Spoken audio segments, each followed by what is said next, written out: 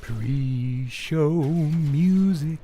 This is the pre-show music. Pre-show music playing strong. Pre-show music playing long.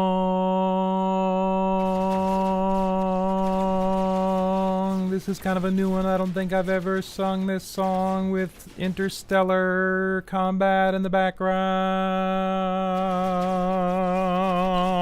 This is the pre-show music, so you can relax and have a good time while you wait for pictures to appear. Pre-show music, it's the best thing in the world. Pre-show music, tell me what rhymes with world. Pre-show music. Pre-show music here. Everybody sing pre-show music. This is the pre-show music. Pre-show music playing strong. Pre-show music playing long. This is the pre-show music, so you can relax and have a good time while you wait for pictures to appear. Pre-show music, it's the best thing in the world. Pre-show music, tell me what rhymes with world. Pre-show music here. Hey!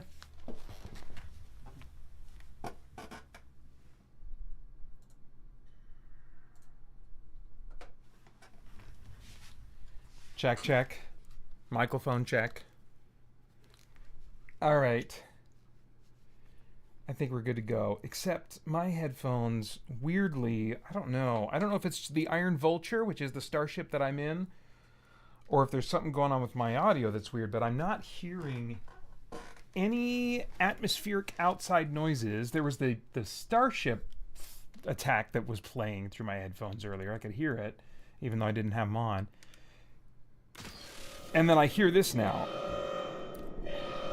But, just moments ago, I don't know. Is the attack done? Are we all settled down now? Alright. Well, for those who have joined me live, and for those who are going to watch the archived version later on, I am just going to start things off by giving you a little brief tour, brief heads up, brief how-to when you step out of this portal and you're looking for the CGC headquarters from which you can start A Father's Journey, the quest line, and also get some free resources and stuff. As soon as you step out, of course it's marked in my map, you just look up and to the left. You see that big monolith looking thing? That is the CGC headquarters. So we're going to go up there now.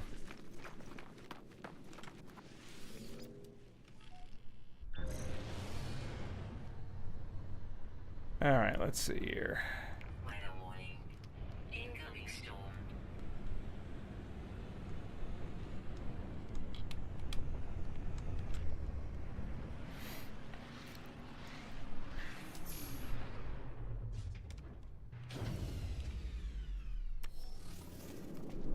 and it's nothing super impressive compared to so many other player bases you can find online, but my hope was just to have a few things here that could be useful to somebody that hasn't put yet hundreds of hours in. Maybe you haven't reached the center of the galaxy, maybe you have, but you'll need pretty much all the glyph icons to get access to the portal, which will take you there. Unfortunately, the address basically uses all of the different glyphs, so you're probably going to have to collect all, whatever it is, 12, 18, something like that. But anyway, coming inside here, this is my Nip bug collection, and it's quite a big one. Some refiners you can use. And these are illegal, but valuable if you haven't done some of the other things yet that can get you a lot of money. You can just pick those, pick a bunch of them, bring them over here and sell them, and you don't even have to risk being flagged by sentinels and hunted down for carrying illegal goods. That's only going to happen once you leave the base. You're flying, I think in outer space is when that first can happen. But if you just pick all these, it takes about maybe 15 minutes to pick all the ones that I have, I can't remember, and then just sell them right here. You just have a bunch of units. And then I've also tried to have a collection of all of the plants that you can plant inside that might be useful when you're building something. I kind of wish I would have planted more gamma weed because their growth time is slower than some of these others. But the idea is hopefully you can find pretty much any kind of plant, and of course a bunch of nip buds that you might need. Yeah.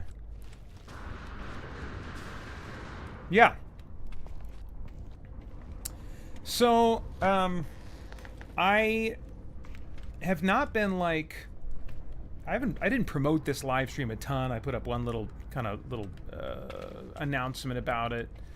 And I also haven't really been full on into promoting A Father's Journey yet.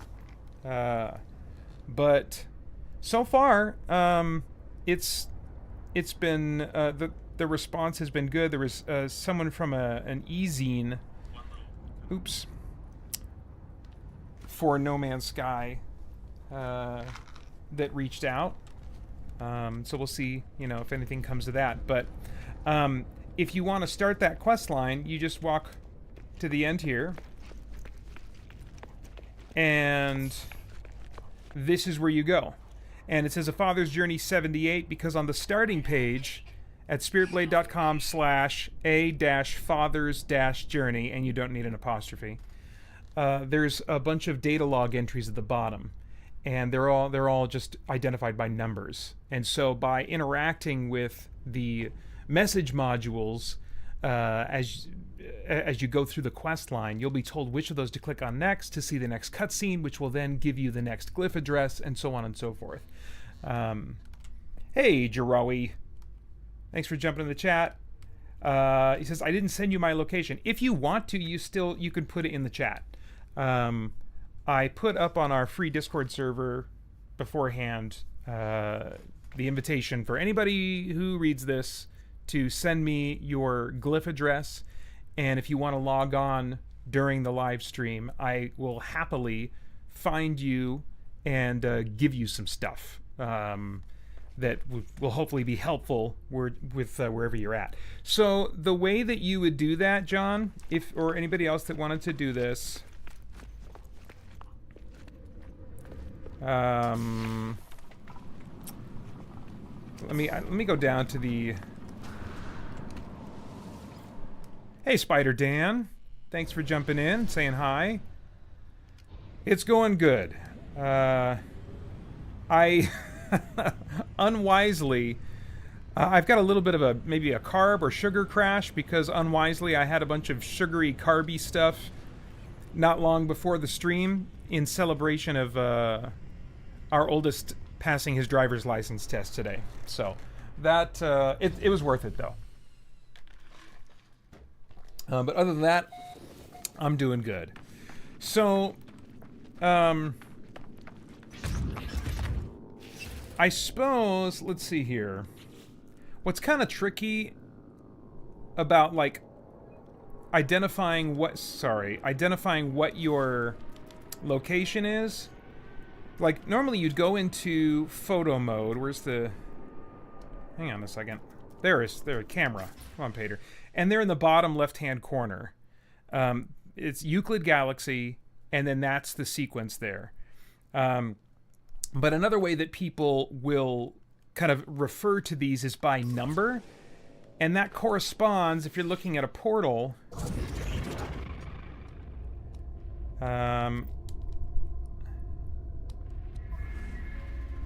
then you're presented with this row, with 2 rows of glyphs. And so if you number them 1, 2, 3, 4, 5, 6, 7, 8, and then bottom row 9 through 16, then the glyphs are often identified that way. Even in other circumstances in the game, they will assign numbers to them. They just don't make it obvious right here.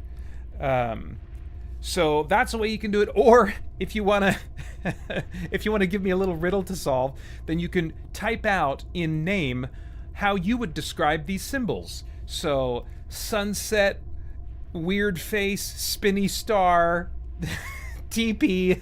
And if you want to try to give it to me that way, we'll make a game out of it, and I'll see if I can get to you. But oh, okay, look at that. So he gave me 2. Yeah, you had the numbers all ready to go. Okay, so let's see here. Okay, the Powell, thanks for jumping in. Says, cheers, boys, just popping in to say hi. Thank you, the Powell. And then Spider Dan says, oh, nice, might have to break out some of your tricks for staying awake, haha. Yeah, I don't think so. I mean, we'll see. We'll see if I feel... Sometimes I'm surprised in just these 4-hour streams around like 8 o'clock, I can start, feeling a little... Especially if it's, if I've been busy or whatever. I really try to get a lot of sleep before those marathons, so... Okay, so let's try to go to John's location. John, before I do... just confirm that you've got a multiplayer enabled, that anyone can join, that you are online, and that you have, if you're not on PC, you are paying for whatever subscription service on your platform allows you to play multiplayer. On PC, it should be free. So let me know if any of those things are not the case. Meanwhile, I'll just get started on putting this in. Oh, but hang on a second. This might not work, John. You got some zeros and some letters in there. I don't think I don't think I can make anything out of that. I wonder if that is there's some kind of like another way that glyph addresses are referred to that uses I don't know, it's called like a hex system, and there is a translator for it online. If you go to like a website, you can translate it into something that's usable, or they'll present the symbols for you. But crap, I don't know what to do with that, unless the first one is supposed to be a 10 and then 4 6 no 60. No, this doesn't make any sense. So John, we have to standardize what you're doing somehow.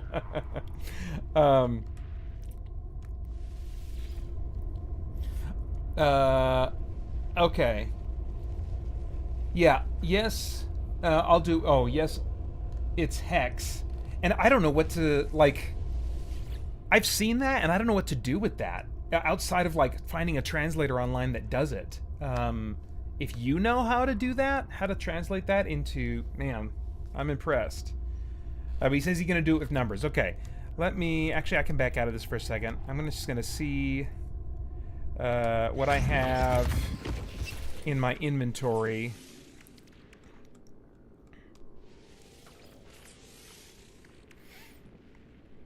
Well, I'll be able to summon my freighter, which just has a ton of stuff on it. But let's see. I at least have, some of the nice high-ticket items that I think could be useful to you. So, I'll wait just a minute give John a chance to do that. I've been playing the Swarm update, and for those that maybe haven't heard my thoughts on it on either the podcast or on Discord, I have not played many of the update or the expeditions because a lot of them were before the difficulty settings that they added. Once they added difficulty settings and they started allowing at least some of those to be used in expeditions, then expeditions got a lot more interesting to me. Because in playing the game, I take things slow and careful, and I really grind and build myself up before I go and take on challenges. Because I'm just not a very good player. So I prepare. I prepare to overcome my lack of skills. So anyway, once they added those difficulty settings, I really started paying attention more to the expedition. Still didn't, play all of them. None of them all the way through until the Relic one. Is that what it was called? Relic or Remnant, I think, with the garbage trucks, basically. That was the first one I played all the way through. And based on the difficulty settings in the Swarm expedition going on now, I think I'll probably finish this one. But in the 4 to 6 or 8 phases, however many, each of which consists of some submissions and tasks and stuff, in the 3rd phase, they introduced a bunch of time-gated stuff. And they split the community up into 3 factions that are all kind of competing with each other, but not directly fighting each other. We're competing for basically points. And so whichever team takes on the most missions in this phase 3 that are relevant to this endeavor, their points for their whole faction goes up, and then in the end, the winning faction will have a flag of theirs emblazoned or presented somewhere, for all time in No Man's Sky. I do not care at all. Especially since they seem to have almost certainly been randomly assigned. You can't really choose. They make you think that you can choose your faction, but you can't. That's really been uncovered by people who really make content about this game. And there's even reason to think that they're kind of padding the numbers to, if not keep things equal, to ensure that overall we win, because we're all kind of trying to, even though we're competing for the point totals, we're all working toward this end goal that will help win against the big bad. But the big bad, I don't think there's any danger of the big bad not being defeated. I would love for the whole community to just stop. Because so many of them are already saying, we don't like this time-gated missions, and we don't like this. So I want to say, okay, so stop. And just let Hello Games finish it out. And it would be awesome if by chance, that's highly unlikely, that they would have some scenario where we lose and the universe gets changed in some way. That'd be super cool. Okay, anyway, here we go, John. So, 2, 1, 4... 5, 6, 7, 1, 2, let's see, 8, 9, 10, 11. Check that number after 11. Because we got 11, 12, 13, 14, 15, 16 total. And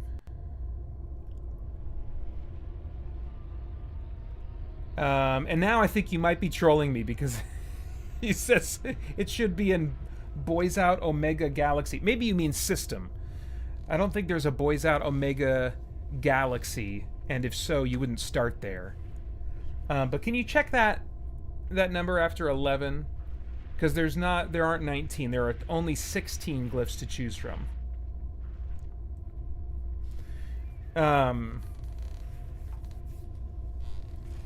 So, but there's some neat things that have been introduced in the Swarm update, like a new type of enemy, these swarming kind of like, they're pseudo-sentinel-ish.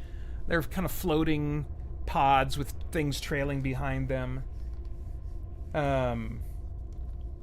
Okay, so it should be 11, then 1, then 9. Okay, so I just put in 11 as the last one, so let's do 1, 9... and then 2, 6, 9, 1. So 2, 6, 8, 9. Oh crap! I did something wrong. All right, let's see where this takes me. I did something wrong, or maybe there was one too many numbers or something. Okay, let's go. Let's do this again. I'm going to go through first. Let's see. It didn't say, like, wrong address, bad address. So what I just put in, that address exists. And that's okay, John. He says, yeah, I'm new to the game, still figuring things out. Yeah, that's totally cool. Now, what you don't know is John's messing with me. He's put in 1,000 hours in this game. He just sent me to the deadliest planet in the galaxy.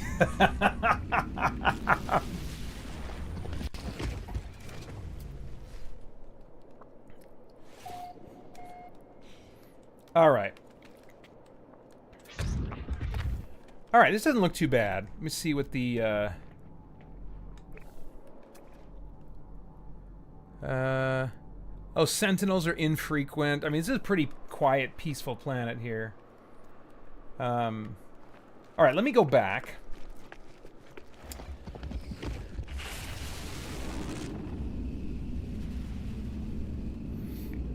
All right, so that's... Drew always says, nope, wrong planet. Okay. All right, I'm heading back.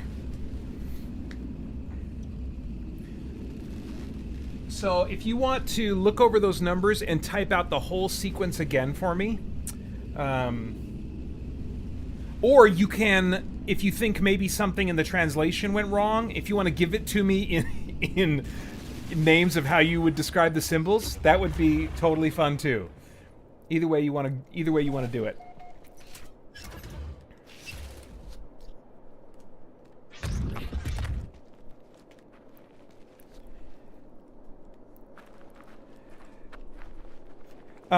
Let's see what else. There's also been... Did I bring that other multi-tool with me? I can't remember. Let's see if I did.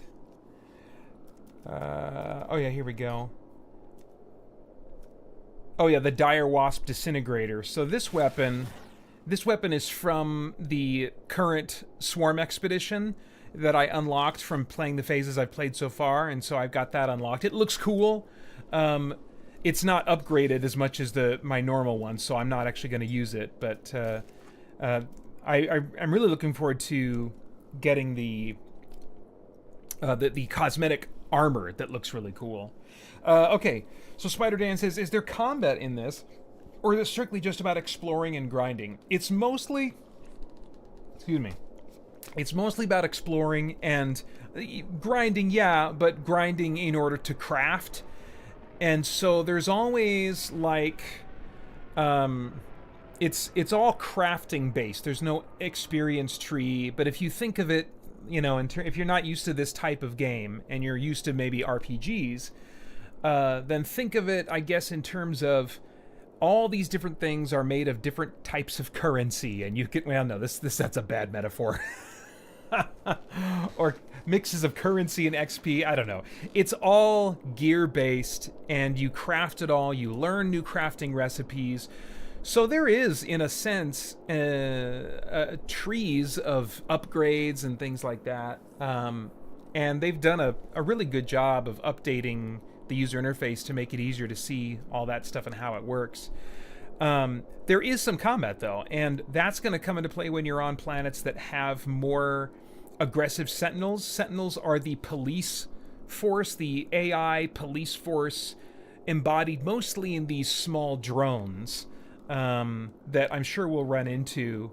But on this planet, I mean, I chose to make the CGC base specifically on a planet that didn't have like a bunch of sentinels. Like, see, it says sentinels spread thin.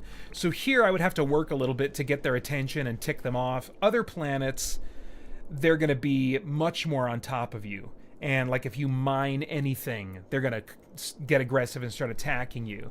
Or some planets, they're so aggressive that if they just see you, they're going to lock on and attack you. But those are only the most aggressive sentinel planets. Kububa, thanks for jumping in the chat. Says, aloha, Peter. Are you playing the new update? I will probably mess around with that some. If you mean during the stream, I'll probably mess around with that some. If you mean just in general in the last week or so, not a lot. I've played it up until the point up through phase 3, but right now it's in a time-gated thing, which I don't think Hello Games has done before in any of their expeditions, based on the way the community is complaining about it this time, like it's something new. it's kind of like these. In order to progress the overall thing that's going on, the whole community has to complete a certain number of these little missions that they've been given, and you can only complete 6 of them a day. You can do 3 at a time, and then 6 hours later it'll refresh and you can do 3 more.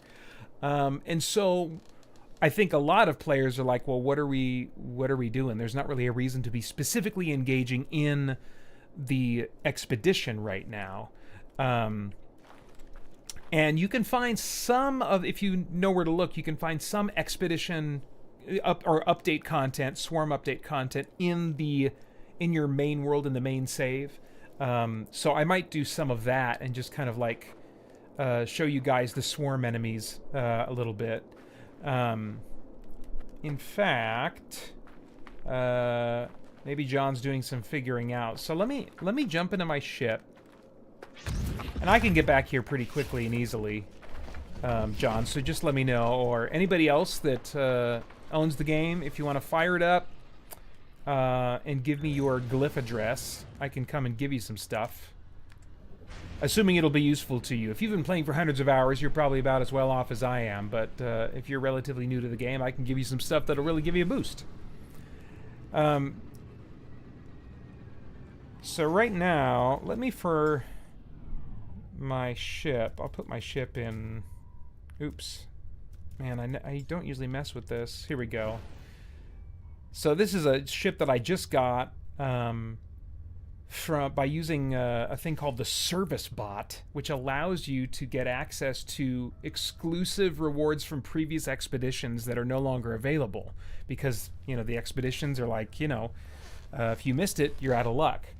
But there is a totally legal way that doesn't require hacking your save or anything weird like that, that someone has come up with to deliver you these things through something called the service bot. It's a whole thing. I talked about it in last week's episode of the show.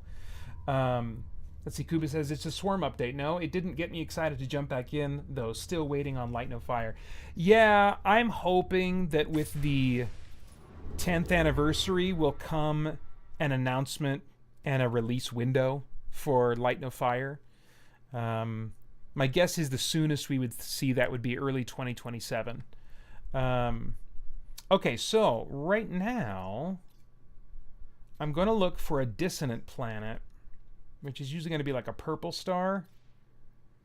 And once I get here, I'm going to look for a planet with salvageable scrap. Because that will, I think, usually, if not always, have these sites you can visit that they've added swarm content to.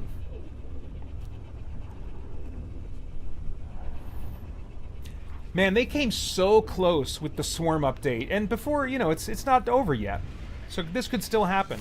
But they came so close with the swarm update to adding a reason to get back into my garbage truck. I love that garbage truck thing they added, because it adds almost a Death Stranding vibe to it, where you're going across this big landscape and having to pay attention to the physics involved in what you're carrying so you don't drop it.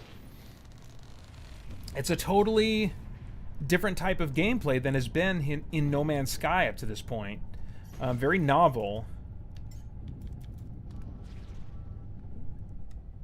And I was liking it, but you're just not properly incentivized if you've been playing the game for a long time. Let's see. Okay, so dissonance detected, but no salvageable scrap, so we might be out of luck.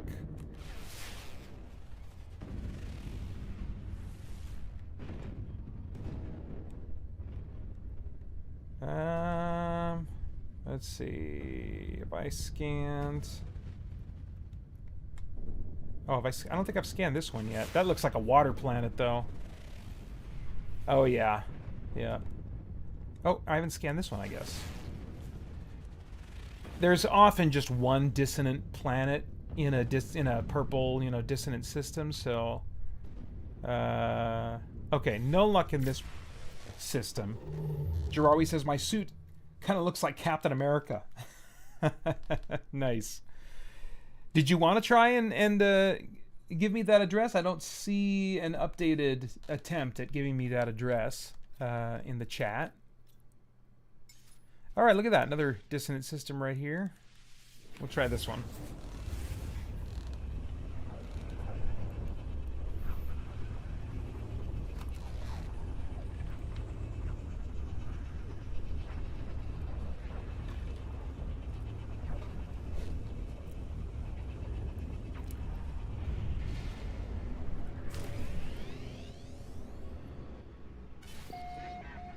Oh boy, some kind of maybe battle I just walked in on? Oh, right above the Captain America comment.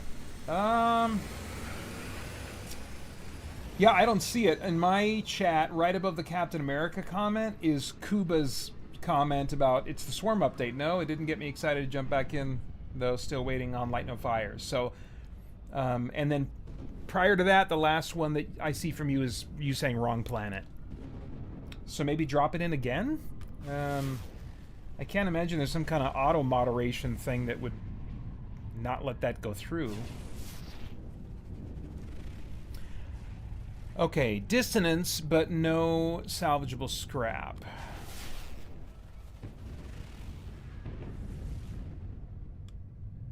Alright, weren't that many in this, many planets in this system. So I'll have to try again. I don't think I've been to this one. Let's try this one.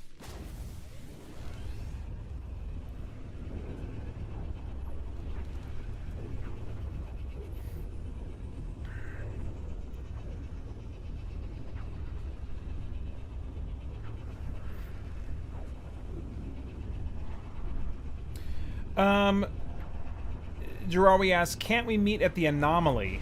We could try, but I think the anomaly is instanced, so the galaxy as a whole, or the galaxies as a whole in this game, are large enough that they can all be part of the same mega server. And if you go to a space station in a specific solar system, you will, as long as everything in multiplayer is set up right, you'll see each other. I've exchanged items with somebody that way, but the anomaly is so much smaller that I don't think they can have every player playing No Man's Sky all in the same and small enclosed space of the anomaly. So I think when you enter the anomaly, you're in one of numerous instances of the anomaly. So there'd be very little hope that we would be in the same instance. Kuba says, how have you been, Peter? How goes life? Good. I'm a skilled complainer, but I have no grounds for it. Our oldest son, Asher, just graduated from high school a couple weeks ago. Hey, there we go. Dissonance detected and salvageable scrap.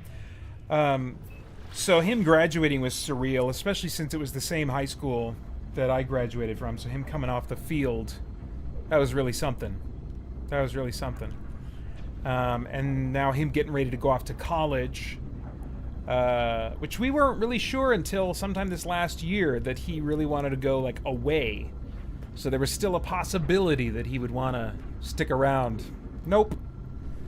And so that's kind of a heavy thing to think about, because it could be that right after college, maybe he won't come back to get his bearings for a little bit. Maybe there'll be some work or something that he's ready to just, go off and do right away. And so right now we could be looking at him basically moving out, having a room here and coming back for holidays and all that kind of stuff, and summers but yeah, so it's wild. It's wild. But we've got a number of things planned as a family for the summer to make the moments count as much as we can. Looking forward to all that.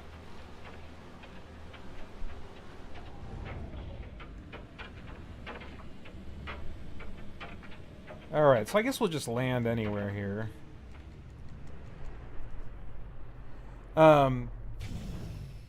Kuba says, why did Asher want to go away for college? Is that an American thing, or is it a solid school to learn filmmaking? The latter. It's a there's two things about the school. The school's name is Biola. And within Biola, they have a film school called the Snyder Film School, which no connection to Zack Snyder. And in even secular rankings, the Snyder Film School is very well respected. And it's in the LA-ish area. The city is called La Mirada. But Biola actually, the school started back in, I want to say the 50s, 60s. And Biola stands for Bible Institute of Los Angeles. And so it's primarily for decades been a Bible school and known as just a really solid, Bible school. A number of pastors on our church staff are Biola grads. We know others who are Biola grads. So we just have a lot of reason to think, he'll have a really solid experience there. Their graduate school is Talbot, also on the same campus, Talbot School of Theology. And that's also a very well-respected school for that as well. And in going there, everybody who goes to Biola, no matter what school you're studying in at Biola, you are required to get a minor in Bible. And so this school was not on my radar. I knew that Biola had a film school, but it wasn't until I was watching the Sean McDowell podcast, and he had the dean of the film school on. I know I'm talking about this way too long. He had the dean of the film school on, who had become the dean in the last 5 years or so, and he had been a producer on some of AMC's biggest shows and other stuff as well. So The Walking Dead, not the only producer, one of, I don't know how many. The Walking Dead, Breaking Bad, Better Call Saul, he was on all of those. And his whole philosophy is pushing against the idea that the film industry is corrupt and Christians should stay out of it. No, his philosophy is, the film industry is corrupt. That's why Christians should be getting in there and influencing. And when he's had conversations with people about gosh, how could you work on a show like Breaking Bad with all the questionable things on there, the crass jokes and stuff like that? And he'd respond by saying, well,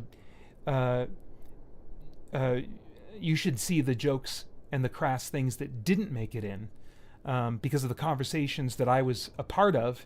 And in that moment, instead of wagging my finger, was able to think in my mind, okay, what would be an even better idea that's not crass, and put that on the table and influence in that way through excellence, and then through just being someone of character, which is something that he's been hearing more and more, the film industry wants. It's filled with people that are just willing to do anything, say anything, to get the job, to work their way up.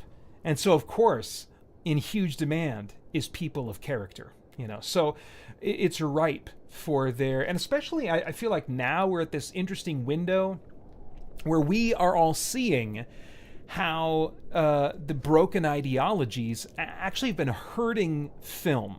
They've actually been hurting the excellence of film in general, because they're distracted from making the best story in film that they can to checking all these other boxes based on their ideologies, and so there really is a time, I think, coming. Some people in Hollywood are probably already there, where we need some different voices. We need some different people with different ideas, different thoughts, But at the same time, Asher doesn't have particular aspirations to do big Hollywood stuff. He's most interested in the potential for indie filmmaking, as I think a lot of his generation of filmmakers are. The two biggest movies of the summer so far are from former YouTubers, kind of indie film creators, younger. So I think opportunities are coming, even though we're at this low point in Hollywood, but also outside of it in the indie space. It's just you don't have to go to Hollywood anymore. But great opportunities to learn there. Great opportunities for internships, things like that. In addition to the school being highly respected. So blah blah blah blah blah. Sorry, you get a dad talking about the thing that's on his mind.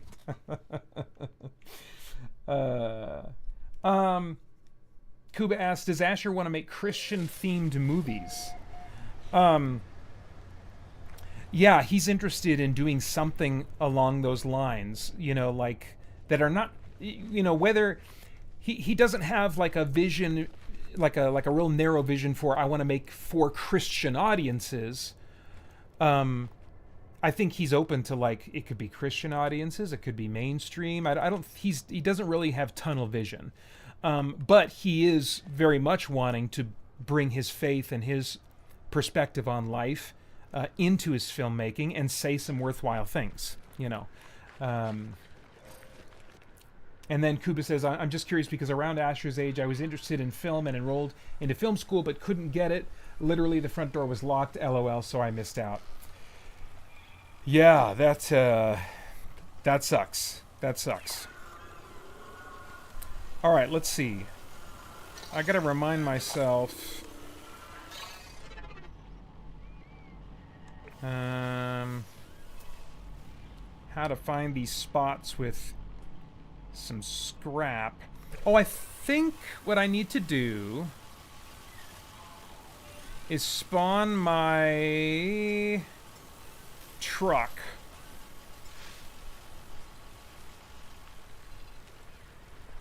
And then I get in here, and then I do a little scan here.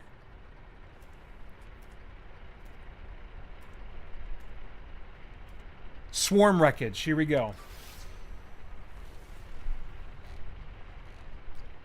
Nice, okay. It's not always a guarantee that you're gonna get that. All right, so we'll fly there.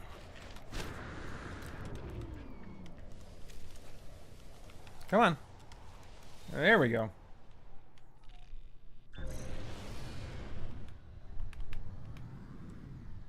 Man, there's some weird looking flying creatures on this planet.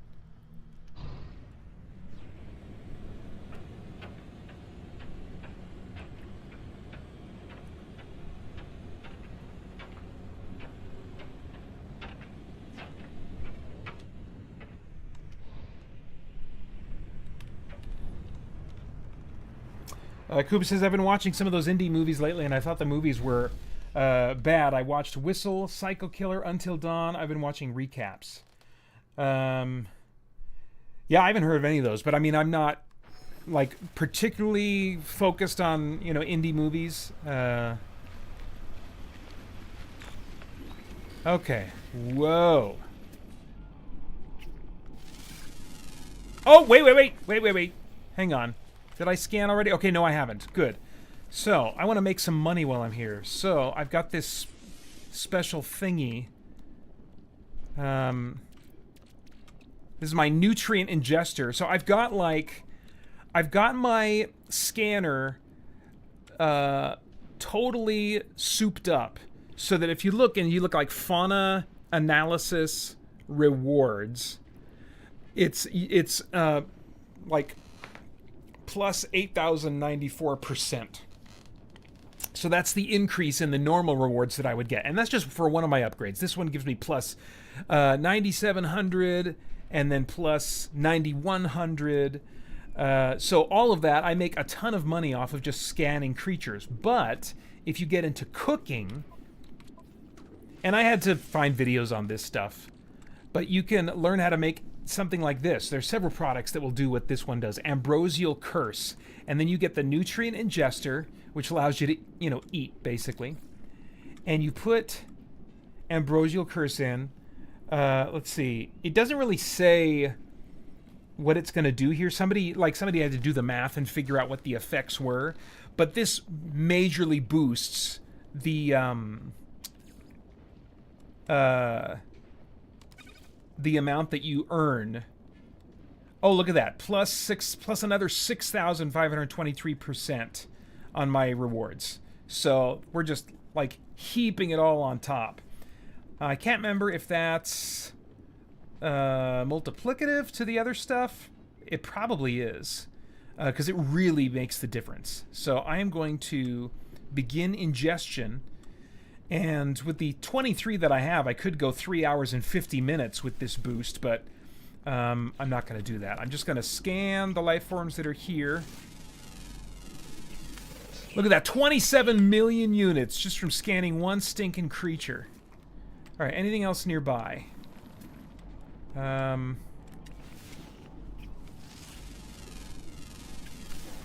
another 27 million. What's this thing? Oh, that thing is moving fast.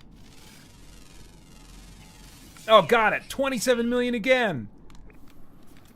Oh, man. All right, anything over here? I thought I saw some. Okay, those are just those guys. All right, cool. So let me then, now that I've made my money off of that, I don't want it to eat another one for me. So I'll just put that back in my exosuit. See, I've still got another like 9-some minutes if I run into any other creatures, but okay, Jirawi says, I'm at the anomaly. Let me know when you get to the portal. Okay, I'll go there after I do this. So now I need to take these portions off. I can't remember why I'm doing this. I get something out of it in the end. Oops. There we go. And that ticks off these guys. So I gotta fight them first. But these are the swarm enemies.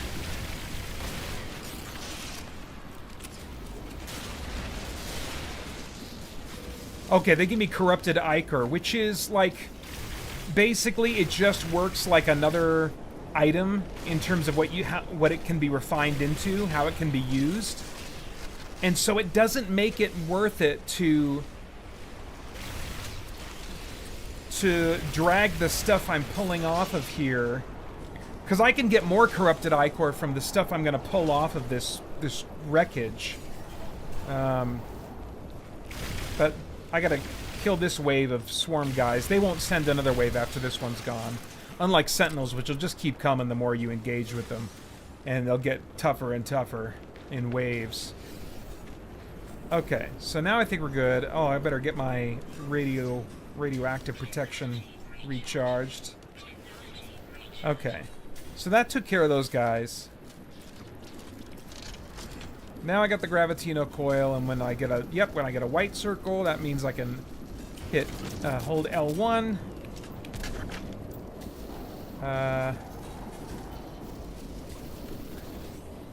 And I got some Corrupted Ichor off of that. Oh man, just 160. Now you can drive this stuff to like a waste processing plant, and I can't remember if you can get more off of it there. I think you can, like, a little more than what you just get from interacting with them here.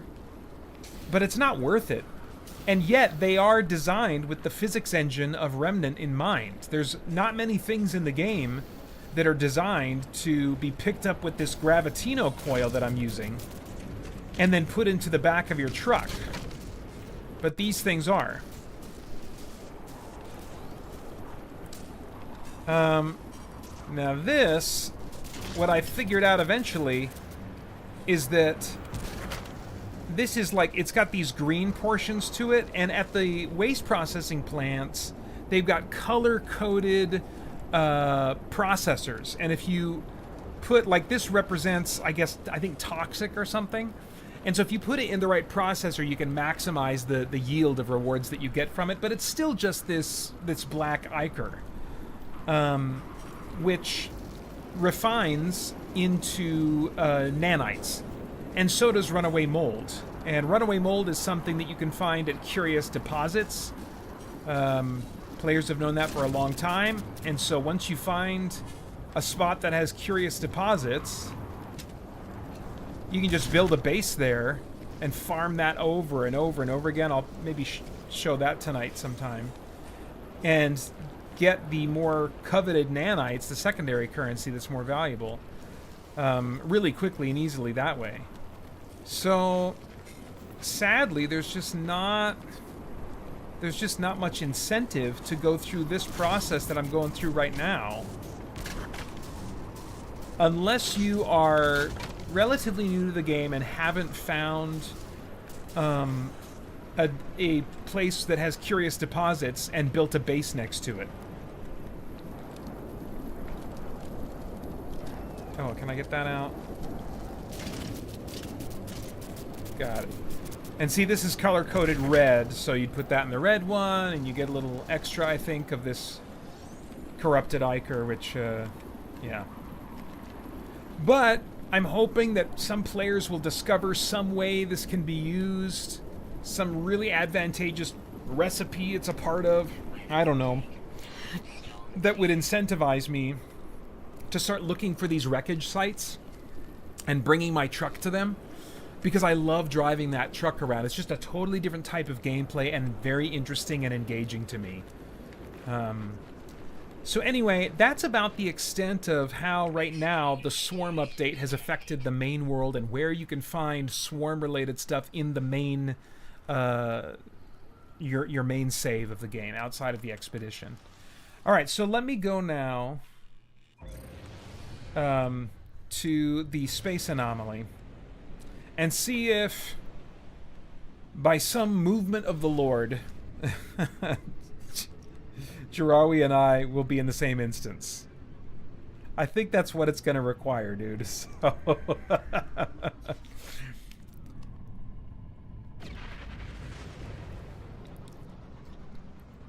but while I'm in here, I can join the expedition and show you guys a little bit more of what's going on with it and my thoughts on it.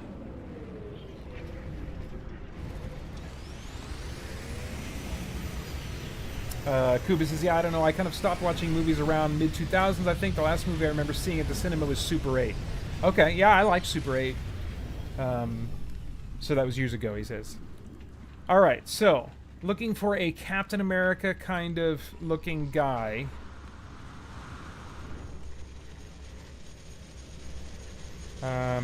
What do I look like? Let me go to third person, John, so you can see.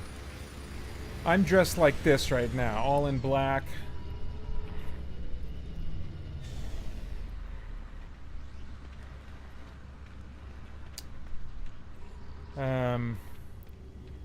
Yeah, I'm with you, Jirari. He says, it really bugs me that I can't change my name. Yeah. Yeah, that sucks. I think I'm just seen as Paterboy. That's the thing about online games, is it takes something away from the roleplay aspect, because you know you might have a cool immersive world in some MMO or whatever, but then you see Monkey Dookie 69 running past you and you just, you know, roll your eyes. You're taken out of whatever cool world you're in. Like, okay. So I am, let's see, let me hover over some of these. That's D3H, I didn't catch what that is. Maddie Dina. What is this one? Sparrow. It does not look like you are here, Jirawi. None of these guys look like Captain America anyway. Wayfarer Polar 325.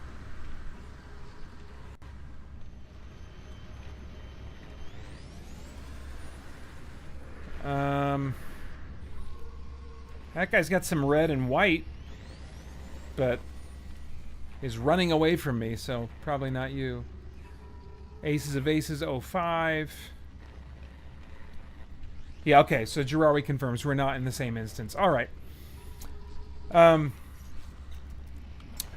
So, like I said, if you want to try and give me like a word-by-word description of the sequence of glyphs, I think that would be fun and funny to try and do. But if it feels like too much of a hassle, that's fine too. Let me, in the meantime, go over here to rejoin the expedition.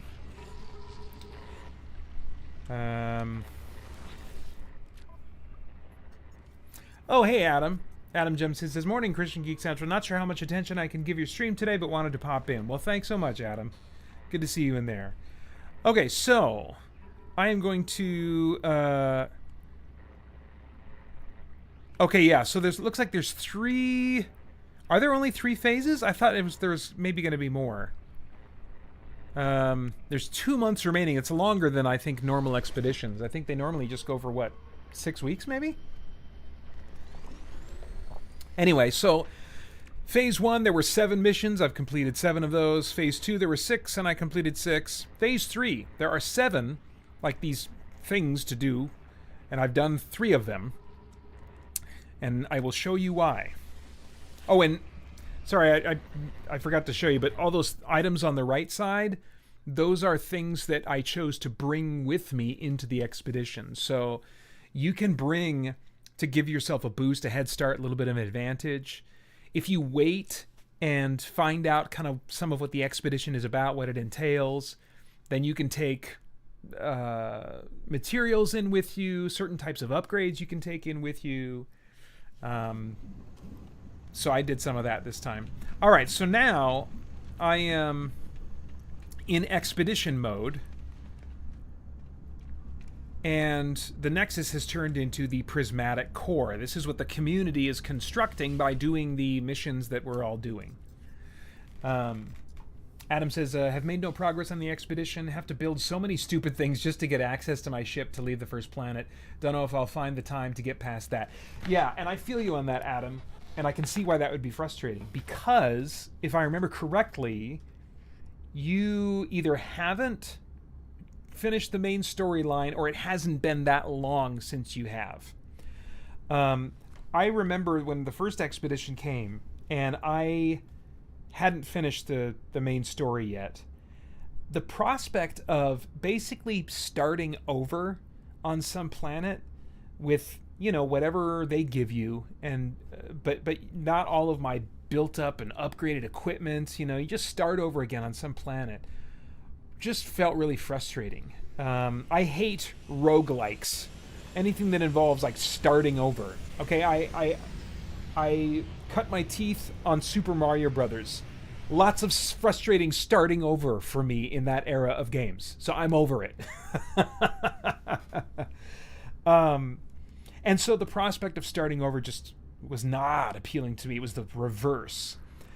But now I find myself feeling different. I've put over, well, on the PS5 alone, I've put over 600 hours in. If I look at my PlayStation 4 save, because they do track the amounts of time differently, I found out, I put in about, well, I think 300 to 400. So I've probably put over 1,000 hours into this game now, over its lifespan of close to 10 years.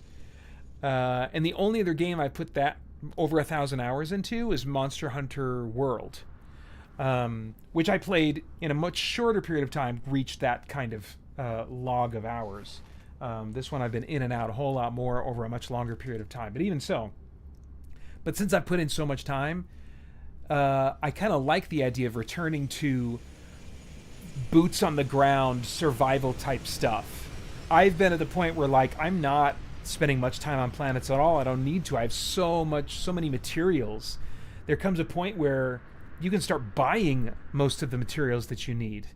You just end up with materials, and you're not really mining a whole lot. And so coming back to that type of gameplay did have some appeal to me. Let's see. Girari says, I guess you're not seeing my coordinates for some reason. I keep typing them in. That's really weird. Well, tell you what, we're in a unique situation, aren't we, Girari? Because you have my phone number. So why don't you pull out your phone and text them to me? And if someone else wants to give it a try and see if for some reason that is so weird. I don't have any really prohibitive settings on. The only stuff that maybe I would have put is like swear words or something. I don't even know if I did that in like my auto moderation things. So that is a mystery to me, what's going on, John. I'm sorry about that. I wonder if there's some kind of behind the scenes thing that, like, if it detects what seems to be nonsense sentences, it concludes that you're a bot. And so if you're just putting a bunch of words that don't make a sentence but are trying to describe the glyph sequence, I'm just, that's wild speculation right now. Anyway, so let me get back to Adam's comments, and then I'll talk about the Swarm expedition again. Adam says, I had to make a royal sphere, finally did that, and now find I have to make the other 2 spheres as well, all to authorize myself as pilot or something. Yes, yeah, I remember that. That's a very early on thing. So it's just, yeah, it's moving around and mining and stuff. Switch the chat to live chat. Okay, let me see if there's some setting. Hang on, guys.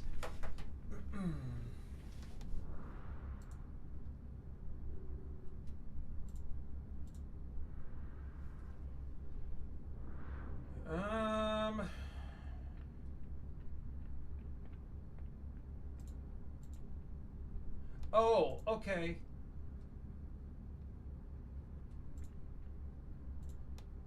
Oh, that's weird. Okay, I have switched it to live chat now. Before it was at like top chat. I've never noticed that setting before. Maybe it's could be something very likely that I just never noticed, or it could be some updated thing that wasn't there before. But I switched it to live chat now, and let me get out my old man glasses to see your text. Okay, great, cool, I got it. Thank you. So let me just make some comments here, and then I'll go run to the nearest portal. But yeah, Adam says biggest problem ultimately is limited time available for gaming. Yeah, and it takes some time. And if it's not a novelty anymore to go back to a boots on the ground level of the No Man's Sky experience, it's just going to feel like a stupid time sink. For me, it was like it felt interesting again, which is weird to say because a few years back I would have been like, nope. All right, so you are split into 3 categories, and they create the illusion of choice when you first start this expedition. And this is specifically to this expedition. This is not a normal thing. They give you these questions. It's kind of like a personality test, and then they tell you you're a weaver, a royal, or a sage.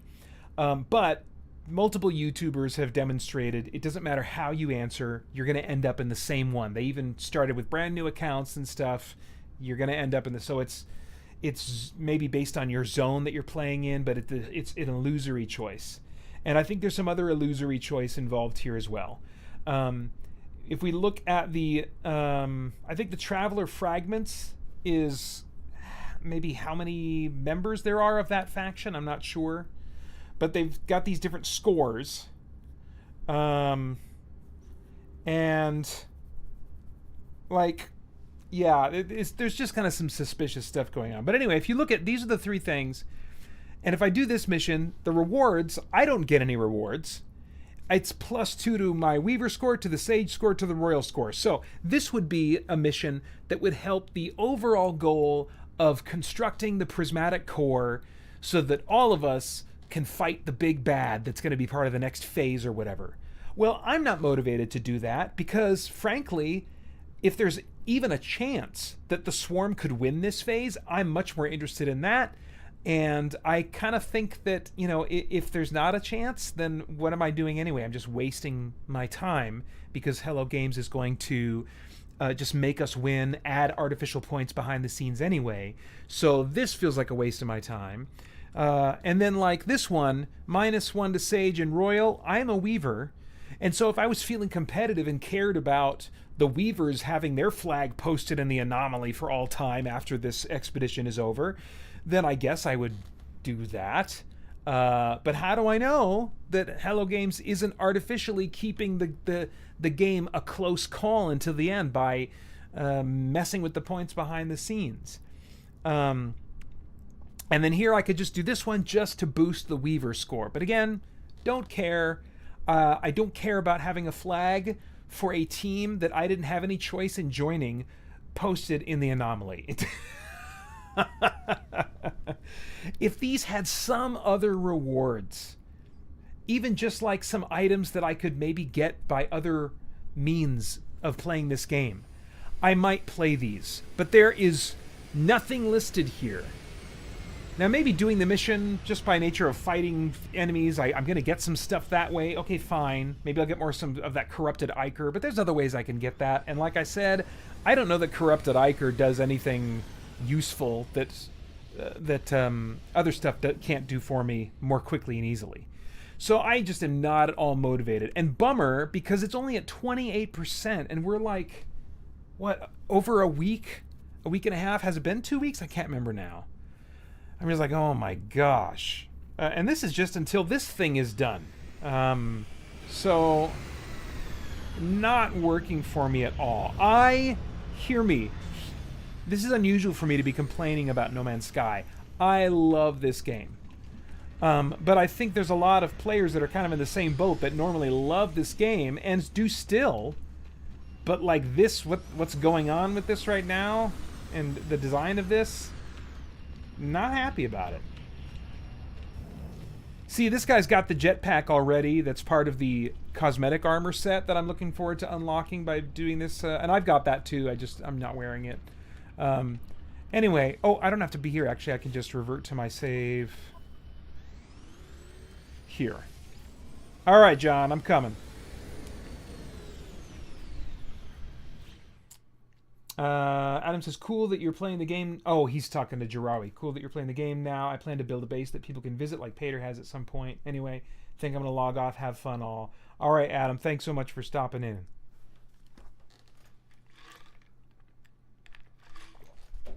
All right, let's get John some goodies. Sorry, dang it. Jarawi. I try to be respectful and like, whatever people are in there, I don't want to out them. But I guess I outed that your first name is John, Jarawi. Sorry. That's what happens when you're such like a long-time loyal supporter that I've been interacting with for years and so grateful for it.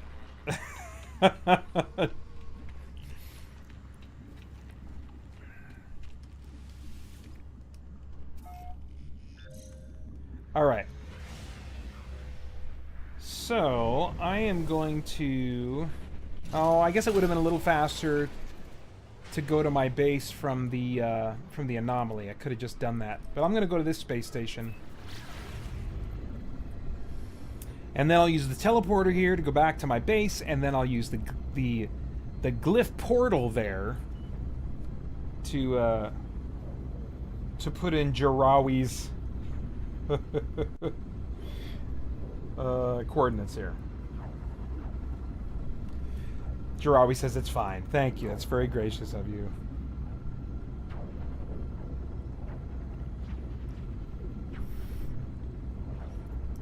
Maybe if I run out of things to do, I'll visit one of these water planets here. Oof. Those deep sea planets, they are scary for me. Like already my stress level goes up in any underwater level in any video game. But like the visibility is so low when the deeper you go, the darker it gets. And you can run into some huge creatures down there that are just suddenly right in front of you. It's freaking intimidating.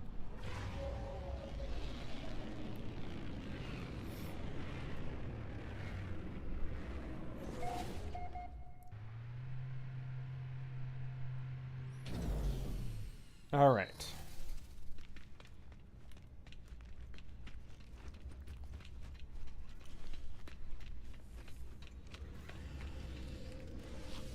I may also take on some Nexus missions, which are always available, and that you get them in the anomaly.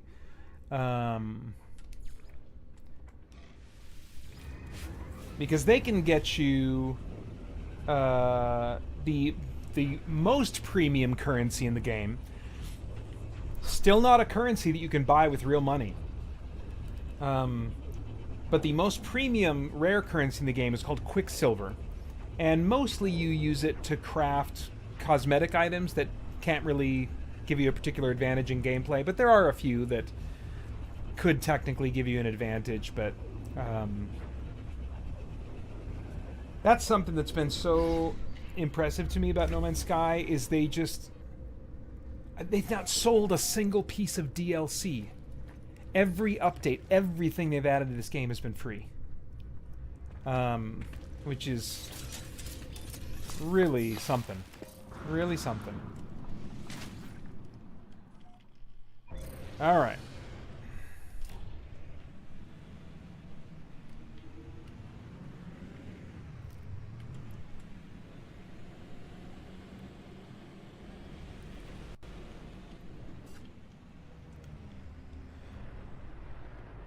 All right, how many, before I get to you, John, how many free inventory slots do you have right now?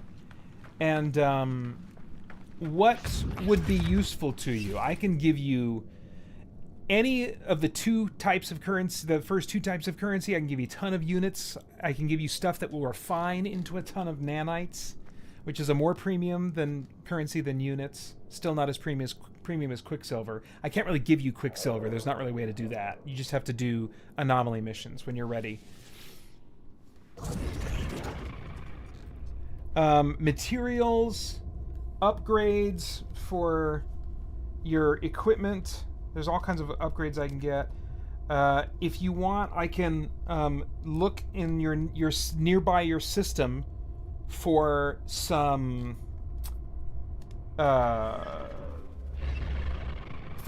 travelers which give you glyphs. You learn these glyphs by visiting finding travelers. There's a quest line that helps you find them as well. So I could just dink around near you, and when I find a place that has a glyph, I can point you to it. All right, so here we go. 2, 1, 5, 7. Uh-oh. Does 0 mean 10, John?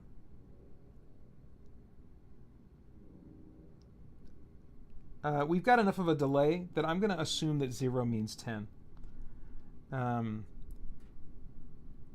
8, 9, 10.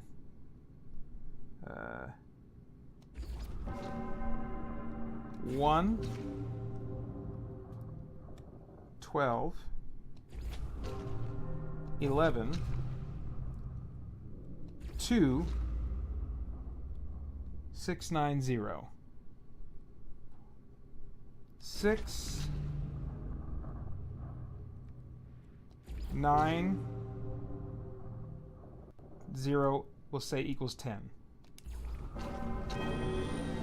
Oh, Jarawi's got all the glyphs. Cool.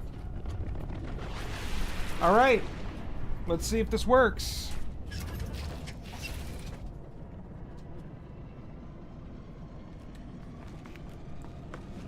Here we go. He says, I have 5 slots. Surprise me. Okay.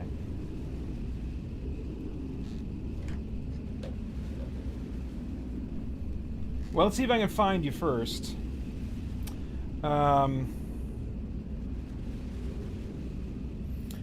Oh, this'll be interesting. So, in case you don't show up, I don't know if it'll mark you because we're not in a group together yet.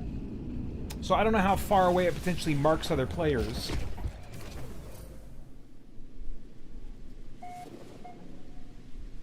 All right. Does this look right? Oh, no. Oh, man. Are you on a planet with worms? You mistyped again.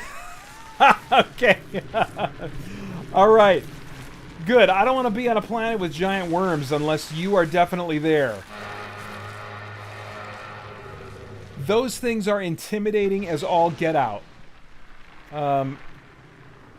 And when they explode out of the ground near you, it ain't no joke. All right. Well, while you are typing again, let me scroll up and see if your your coordinates appeared above when I changed it.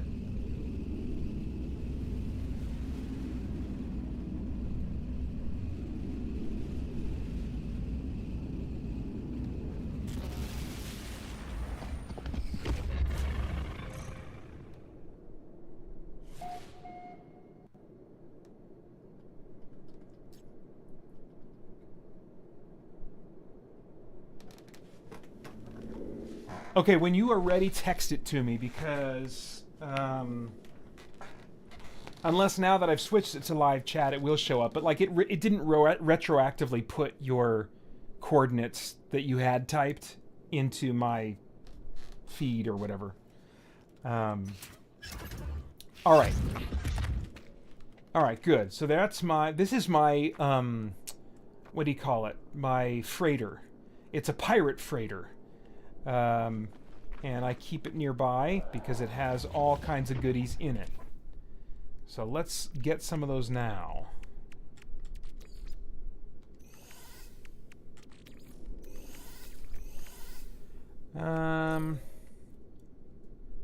Those are usually pretty useful.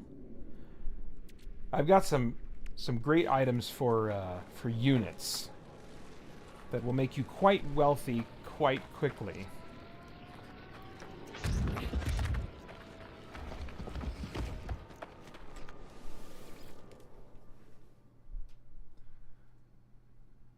Okay. All right. Great. Got an update. So let's give this a go.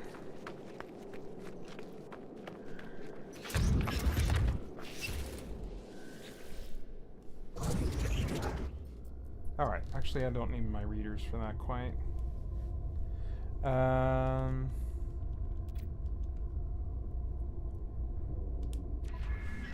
Alright, so we're gonna go 2, 1, 5, 7, 1, 2.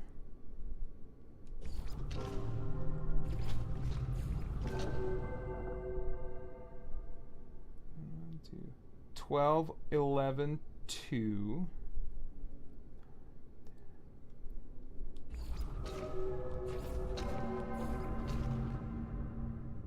6, 9, and then I'm assuming 10. 4, 5.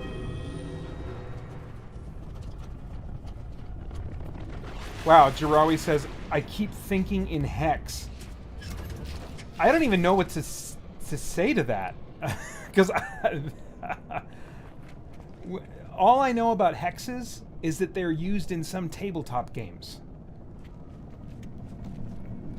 And a hex can also be a spell, an evil spell.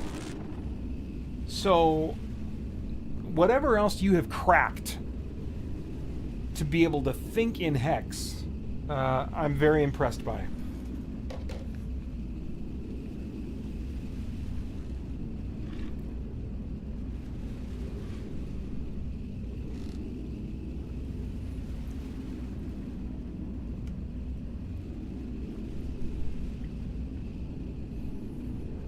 Jarawi, about how many hours do you know about how many hours you put into No Man's Sky?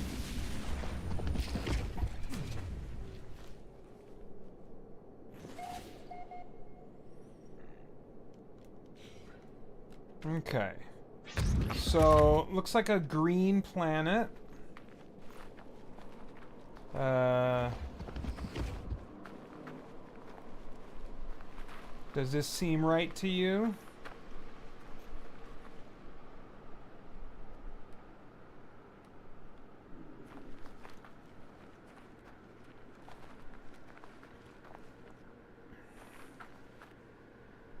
Okay. Jarawi says about 40 hours. Nice. So if this looks right, then I will jump in my ship and I'll... Still doesn't look right. Okay. So, when you put the 0 in there, Do you mean 10 by that? Because there is no 0 in the numbering of the... Like in the numbering of the glyphs, there's no 0.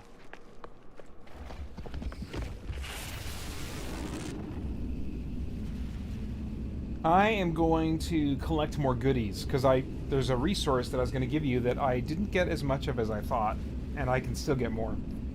So while you are looking at that situation, I will get some more.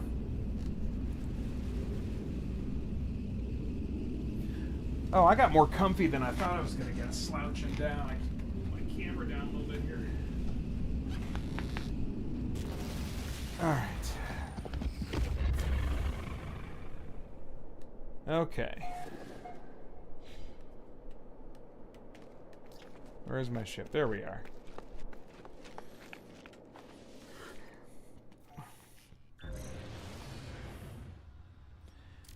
Okay, so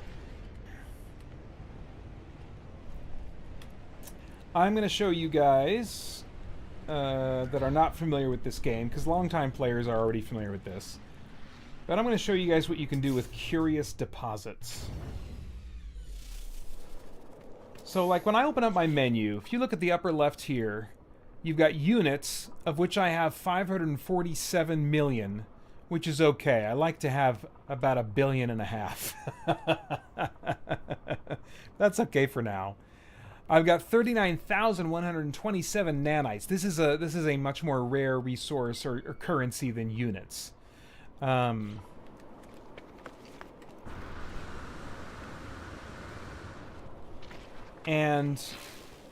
you're more limited in the ways that you can make or earn units.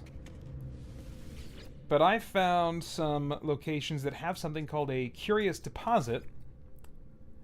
Actually, one of them is in the same system as the CGC headquarters that I'm at right now. And so you might be able to see it if you just fly off of the planet and look around at other planets. You might see a base marked. I don't know, without knowing in advance where it is, if it'll show up for you easily, or you have to get closer. But it's Sea Deposit Paradise is the name of the base. And I named it because it's on a nice paradise planet, and it is a base built right next to curious deposits. And that's what these things are.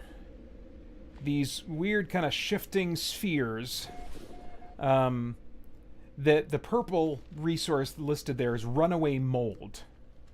And let me switch to my mining beam.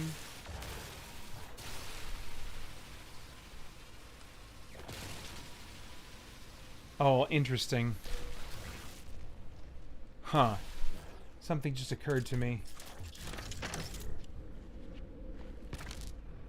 Ah, nuts! I was hoping, since they interact with the physics by rolling once you zap them, that maybe I could pick them up with the Gravitino coil. Nope. Alright.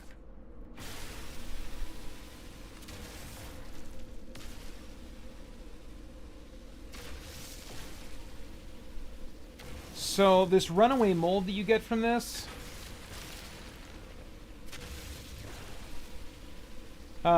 you just put in any refiner, including the one built into your backpack if you've upgraded your exosuit for that.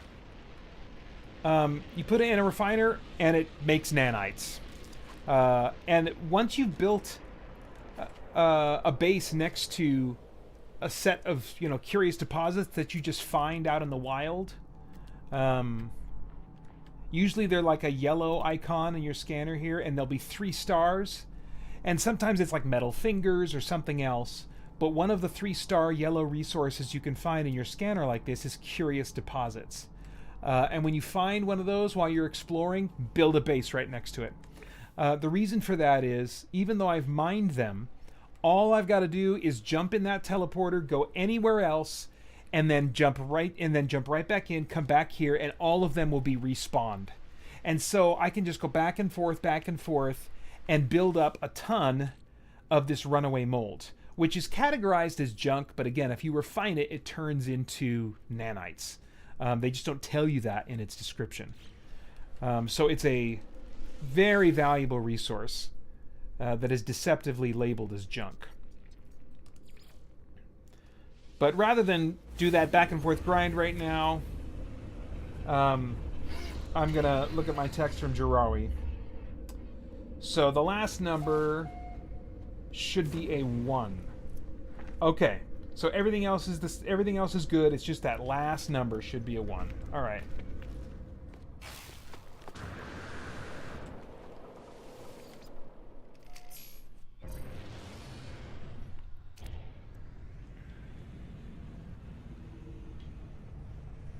Man, I see my Colossus ground vehicle there, and I'm like, oh man, I wish I had a reason to drive around in that thing. I wish I was incentivized by the game.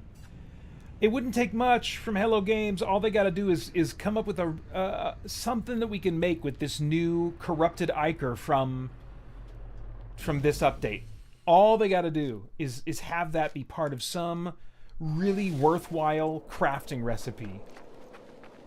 And then I would be going to planets every chance I got and driving and picking those things up, taking them to a refiner. And it would need to be... I would need to be incentivized to bring them to a refiner. Oh, please, Hello Games. That'd be so cool. All right. Here we go.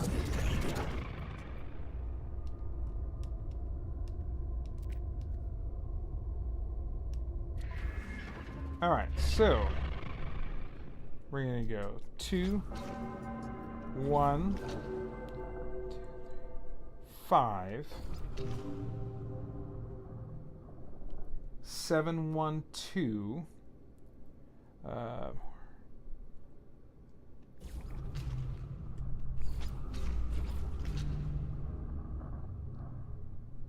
12, 11, 2.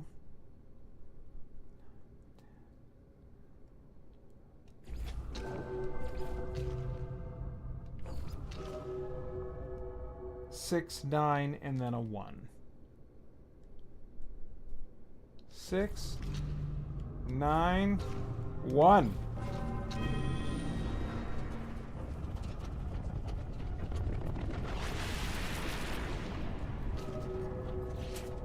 All right, here we go.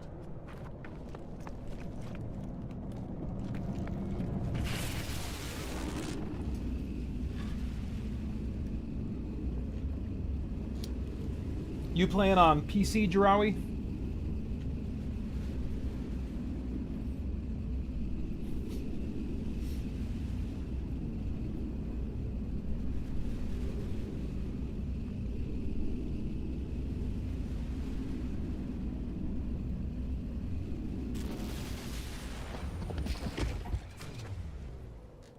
Okay. So, looking more arid. Does this look familiar, John? I don't see your player name being listed. Sometimes it'll do that when you're in the same system. Yes, on PC. So arid climate, these weird, almost beholder-looking things. Like a beholder veggie tail is what that looks like.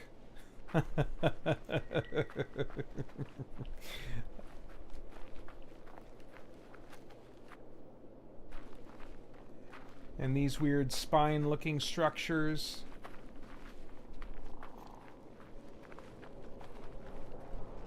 It's kind of a neat, creepy-looking planet. All right, this is right. Good. Okay, so let's double-check our multiplayer settings. So enabled. Anyone can join my game. Oh, cross-platform also needs to be enabled. Do you want to double-check that for me?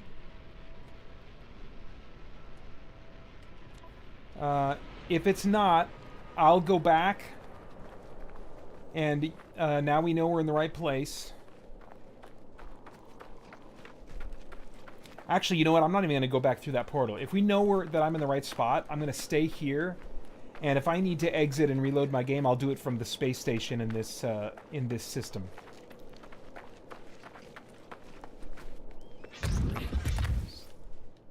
All right, the hunt begins. If crossplay is enabled, multiplayer is enabled, anyone can join is enabled. If you got those 3 enabled, and I'm still not seeing you, then the next thing would be to give me your actual coordinates on that planet, which is... oh, look at that. Lost in space, discovered by Jirawi. Oh, what's this? What's this? Jirawi! There he is. Let's go get him.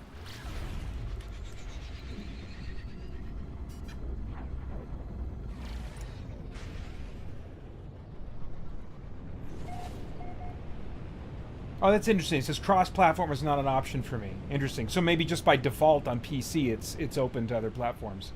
Here I come. All right. So now let me see what the potential for interaction is when, like, we haven't exchanged friend codes. We haven't done any of that. Okay, so I see him there. And then, let me see if I can transfer... Let me try this. Quick transfer... Oh yeah, look at that! Okay. So I'm going to start giving you stuff. So, we'll start with this. Just give me some nanites here. I'll give you one of these for good measure. Actually, you know what? You've got a whole slot available, right? Let me give you the whole stack. Like a stack of 8 here is worth 124 million units. So that should be pretty good.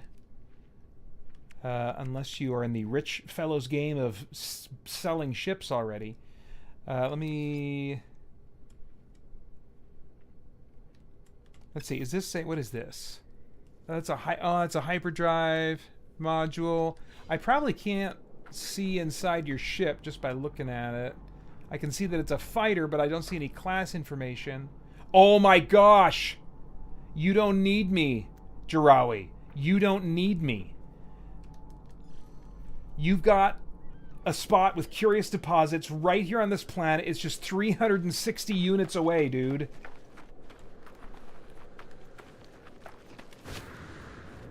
Oh my gosh, it's right on this hill. Look at that.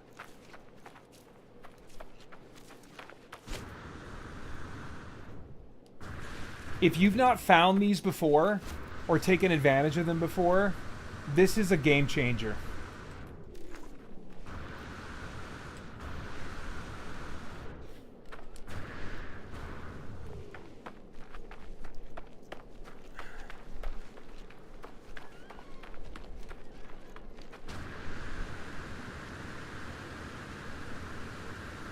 Let's see, how many do you got here? Okay, not a ton. It's 4.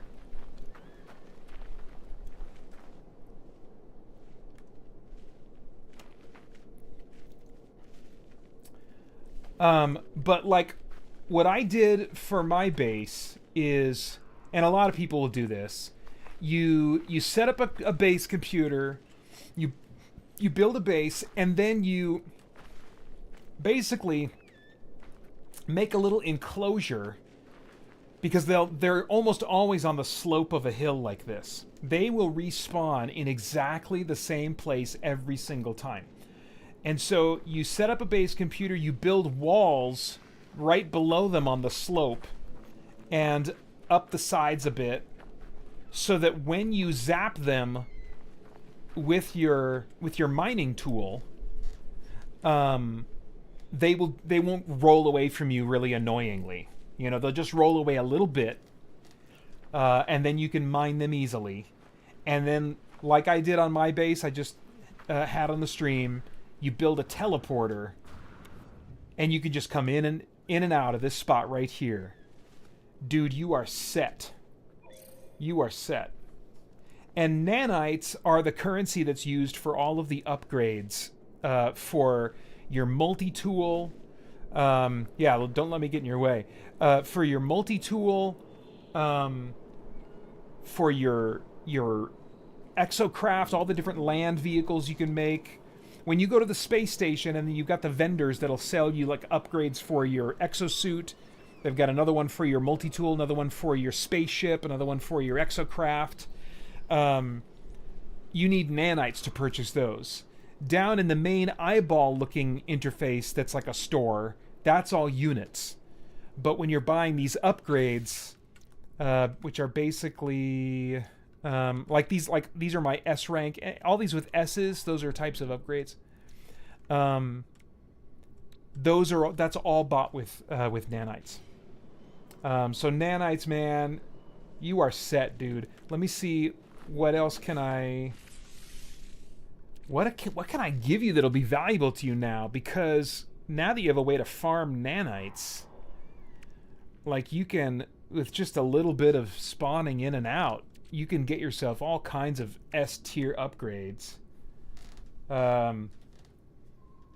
Hey, the Powell, thanks for jumping back in. Says I'm back. Did you get John's correct coordinates yet? Yes, we met up, and this is cool because this is one of the few times that I've seen this work where like we haven't exchanged No Man's Sky friend codes. We're not like friends on like, what do you call it, PlayStation, on the PlayStation network. So like we are effectively strangers, and we're still able to meet up this way, which is really cool. I love that about No Man's Sky. And that's like, it's the way that they've built No Man's Sky that just to plug A Father's Journey, the quest line that I made for No Man's Sky, playable starting at the CGC headquarters base. If you look below any of my recent videos, there's a link to get you started on that if you want to give it a go. But like, as long as you follow certain base building rules, you can ensure that any other player can see your base, can see what you build. And like, if you're playing an MMO, like a normal, massively multiplayer online game, the player base is divided up into servers and instances. But not so in No Man's Sky. It's like a mega server. And so if there was another game, like, I don't know if you could build stuff and customize and leave little messages in some base that you might build in Final Fantasy XIV or some other MMO like World of Warcraft. I don't know. Chances are good, I would guess, that you can. But how can you be sure that every other player is going to find that? I don't know. Maybe you can. Maybe this isn't as much of a novelty as I think, but I think it's super cool that you can build a base, and as long as you tell people where to go out here in the real world, you can help them get there. Oh, is my little hovel? Is that your base, Jirawi? That just popped up, and it's showing as purple to me. The base icon. That's an indication that it's something another player built. I'm assuming it's yours. Should we go check out Jirawi's base? Let's go check out Jirawi's base while he's building here. But let me think for a second first if there's anything else I can give him. Let me know if you want more units, Jirawi. Or let's see here. I wonder. Okay, I'm going to give you a few of these ambrosial curses, Jirawi, just in case by having it, it will unlock the recipe for you. I don't know if that's how it will work or not, but maybe by having it or by consuming it, it will unlock the recipe for you. And then once you have this recipe, if you have the nutrient ingester built into your exosuit, and you've also like got S rank, where is it? I think it's my multi-tool. Yeah, S rank scanner upgrades for your analysis visor. Then you can like really you can get like 1 billion units in just minutes. You know, it doesn't take long. It does not take long. What is this? Why is this damaged? When did this get damaged? Is that from my last trip through the thing that I don't want to spoil? I guess I'll repair this. What does this do? Oh, it automatically reveals autophages. Well, I definitely want that. I don't remember that getting damaged. Okay. Okay. So I'm going to highlight this. I'm going to tag this, I mean. Oh, wait. I was going to give Jirawi some of this thing here. Alright. It takes a bit of doing to craft these, so I'm not going to give you a ton, but I'll give you a few. So let's see here. Sure, I'll give you 5. So, try eating one of those ambrosial curses assuming you have the nutrient ingester in your exosuit, which is a recipe that you should be able to, or a blueprint you should be able to get on the anomaly, if you don't have it already. And then see if that recipe gets unlocked for you.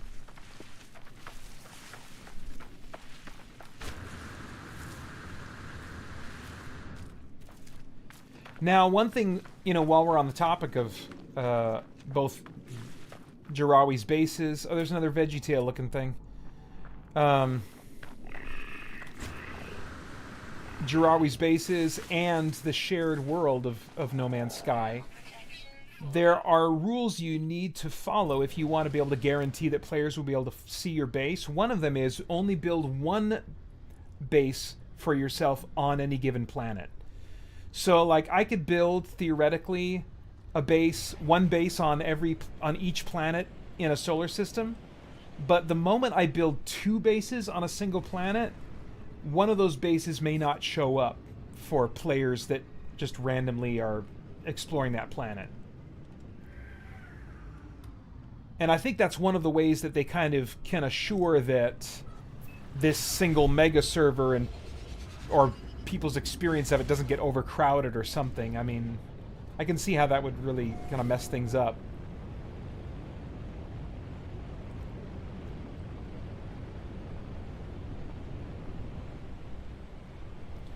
Something that I really wish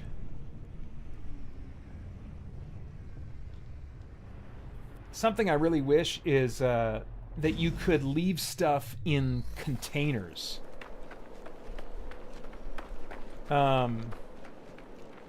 Oh, nice.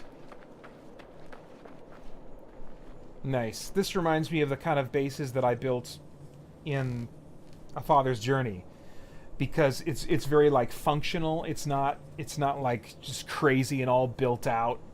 Because in the quest line, the father who's on this journey, he's working for a research project that is exploring this realm, but he's from our world, and so they refer to in the project the simulation, as it's called in No Man's Sky. They refer to it as the Interverse, or as part of the Interverse. And so as he visits each location, he basically is just setting up very small little outposts intended just to house one person, some basic supplies and stuff, and then he moves on. So this actually feels a lot like the kind of bases I've been building. Cool. Yep, got all your research stations set up. Nice. And I really like these like pre-built, prefab modules that just make it easy to set up a functional base really fast. And it looks like you've done some messing around with like power generation. I did some of that early on, but when they introduced the option to just auto power your bases, I was like, I'm doing that. This is just too much of a pain. And part of it was because just the logistics of figuring out how to wire stuff and like, okay, how much power do I need? The system just wasn't as clear to me as I would have liked. And so that's just something I gave up on. Very cool, though.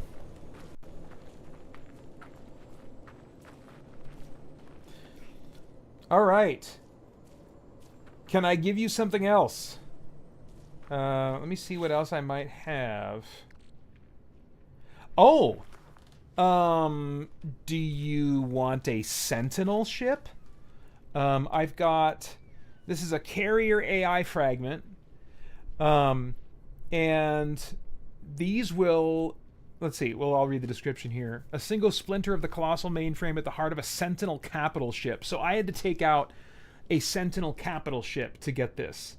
But I'm upgraded enough that, like, that's a fun, engaging thing to take on. But it might not be for you at this point. Because you really have to let things escalate for the carrier to show up. You've got bunches of Sentinel interceptor ships coming at you. It's pretty wild. It's about as crazy as and intense as aerial or space combat gets, unless you're doing PvP, I suppose. But anyway, you take out one of those, you get one of these, and then you select it in your inventory. See, it says search archive. Excuse me.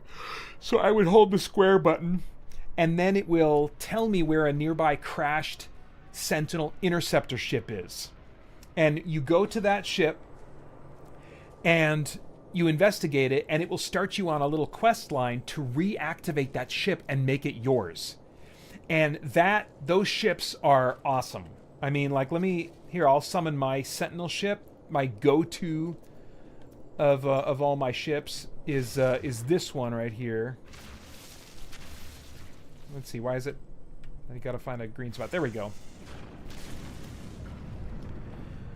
So, I think I found this one in like an online listing. Someone found like a list of like the best Sentinel ships and stuff like that. I don't think I randomly ran into this one myself. But I love it because of all the Sentinel ships, it looks the most like a Cylon Raider. And so, of course, I just named it the Cylon Raider. And the Sentinel ships are among like the best ships that you can get in the game. There are some exotic ships. Like I've got one that is, let me see if I can, I don't know how many of my own ships I can have in the same place at once, but let me summon one of my other ones. And this one I also found like coordinates for online. People list, because things just respawn the same way every time. Oh, here we go. There was a green spot somewhere in there. Do I need to, is there a little bit more like, oh, there we go. Oh, almost. Almost, there we go.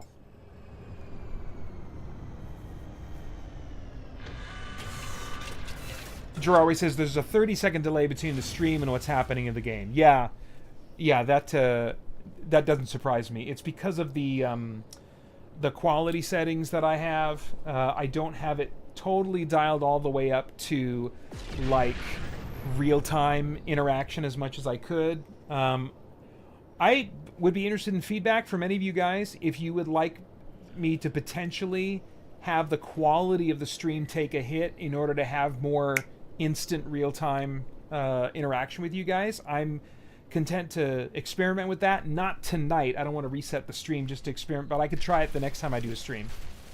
But yeah. So, John, are you interested in getting yourself a Sentinel ship? If so, I can give that to you. That would start... You don't instantly just get the ship. There is like a little quest line you need to follow, but it's not too involved. So let me know, and I'll give that starting item to you if you want. But this is the HMS Sharkfin. That's what I named it. And this one is probably my most powerful ship in combat, but I just prefer the look of the Cylon Raider. Let's see. Okay, Jarawi says yes, that would be cool. All right, so let me give this to you. Oh, out of teleport range. That's weird. We're not that far apart. Let me just get a little closer. Alright, whoops. Don't shoot, John. Give to John. Where's the... Here it is. Okay. There we go. Alright. Enjoy. Sentinel ships are super cool.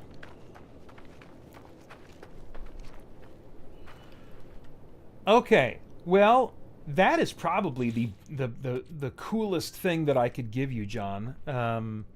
So I think I'm going to take off and do some other stuff right now. Let me see. Let me just see real quick if there's anything else I could...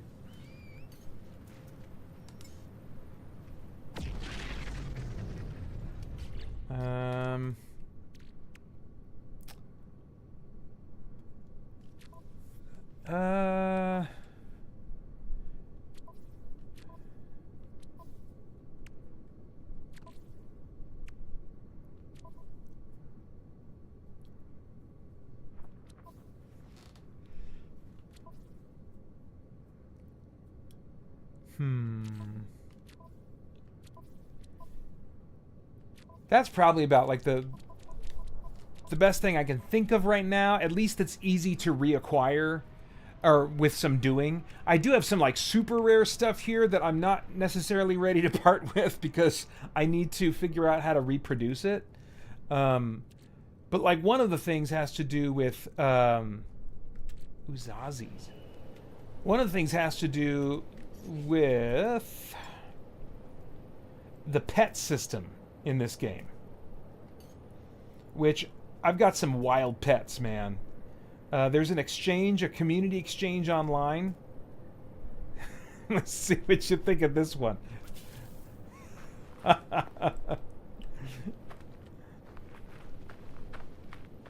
There's a 30-second delay. Let me see if I can freak out Jarawi.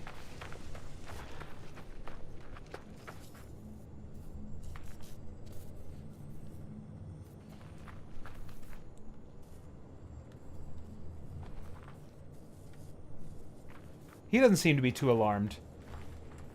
I want to get it to be bigger. But this, I don't think I can get it to be quite as big as like the actual big Titan worms that come flying out of planets. Hunting prey. What you hunting, boy? Oh, he's dropping poop. Look at that. Boom.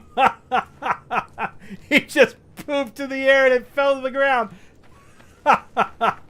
That's huge! Look at that! Oh, man. Can the Gravitino coil pick that up, please? Oh, man. That'd be awesome if you could be flinging poop around. Alright. They don't want people throwing poop at each other. I get it. I get it. Look at that thing.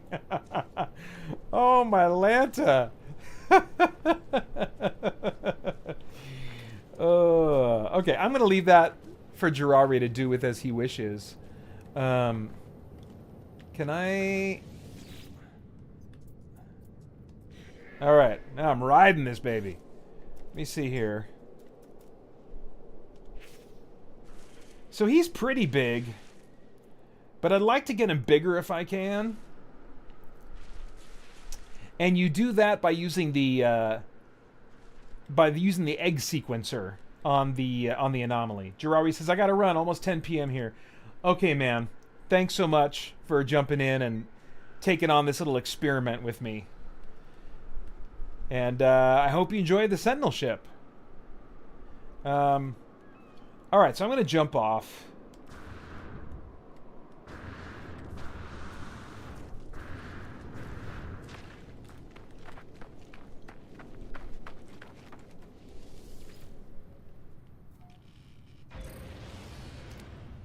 And let's go do some other stuff.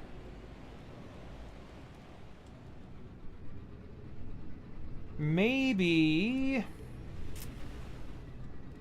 let's do some Quicksilver missions. Oops, I'm too close to something. Maybe too close still to my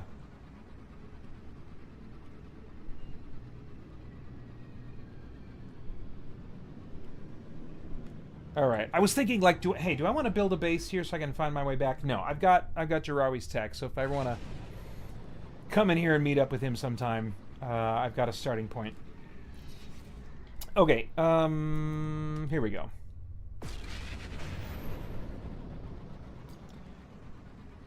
So there's still time. We've got over 2 hours left in the stream.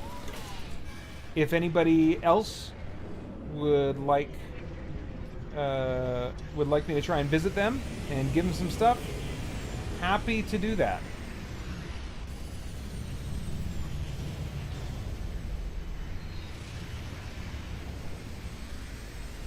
Okay.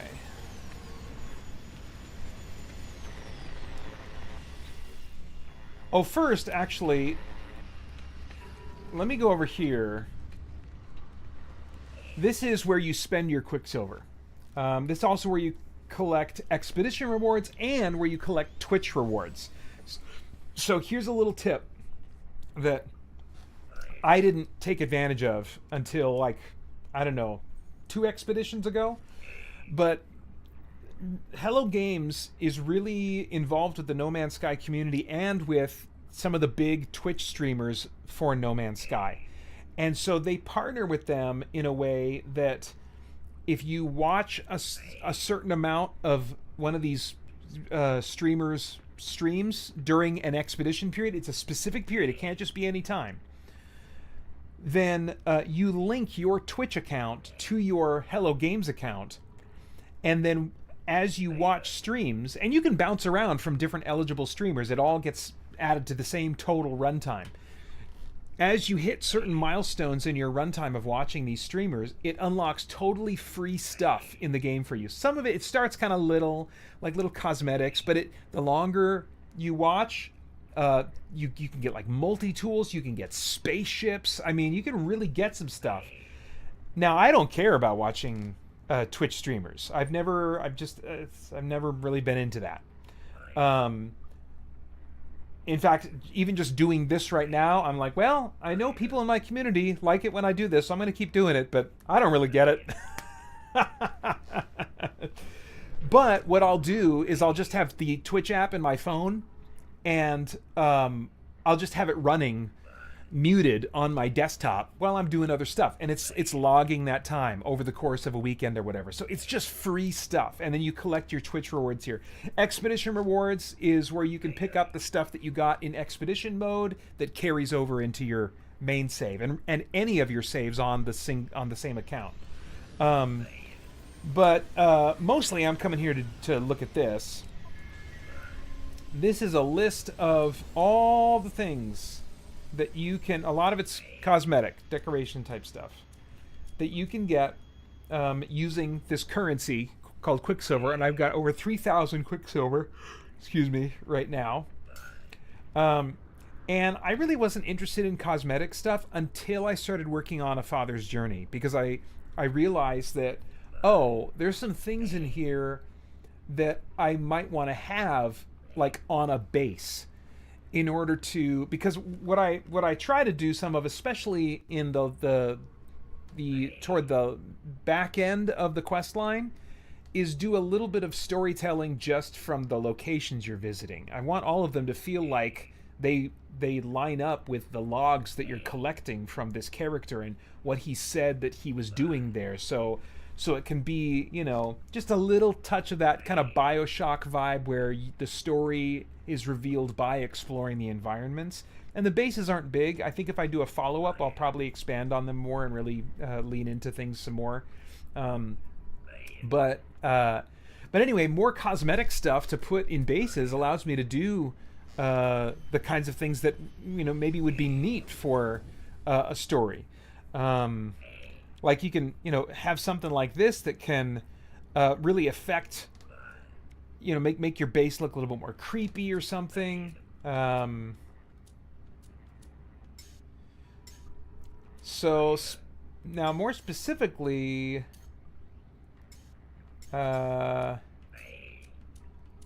want some stuff.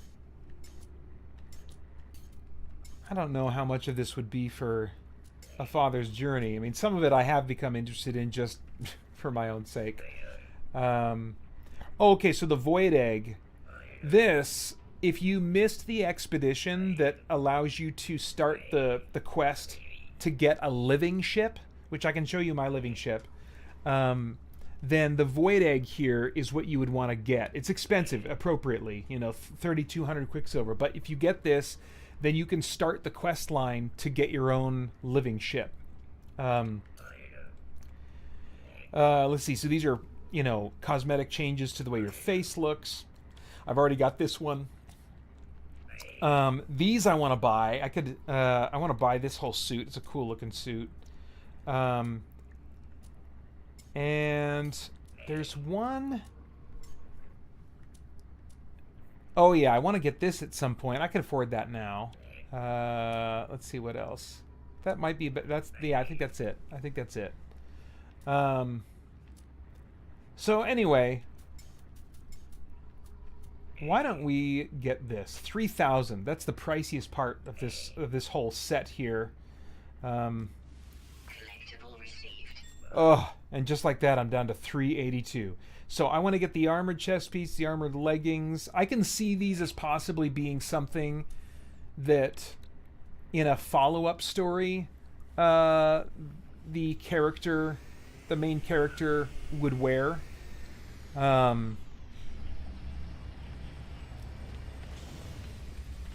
let me show you my living ship, since I just mentioned that before I forget. So they come in all different kinds of colors and to a degree shapes, but when I found this one, I got really lucky because I wanted one that most of them come in all kinds of different colors, but this one had that kind of brownish look that reminds me of, can anybody guess? Anybody guess? I know there's a 30-second delay. Oh, well, the spoiler's right there. I named her Moya. That's a huge hint right there. If you know, you know. But it's got this more kind of organic-y look kind of inside. All the ship parts that you get for it, you have to source from different places than the ship parts from any other type of ship. And so I really want to build out this ship, maximize all my slots and stuff, and really, as much as possible, build up the warp efficiency to kind of like mimic that Starburst kind of vibe.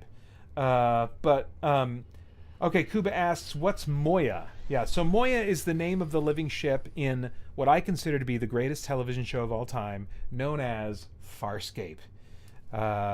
If I wasn't wearing my No Man's Sky shirt right now, I would have worn my Farscape shirt for playing a space game. And clearly they were taking inspiration from that. I don't know of another well-known piece of space fiction that uses the idea of a living ship in the same way that Farscape did. So anyway, but I don't want to do my general traveling in that. Let's switch back to the Iron Vulture.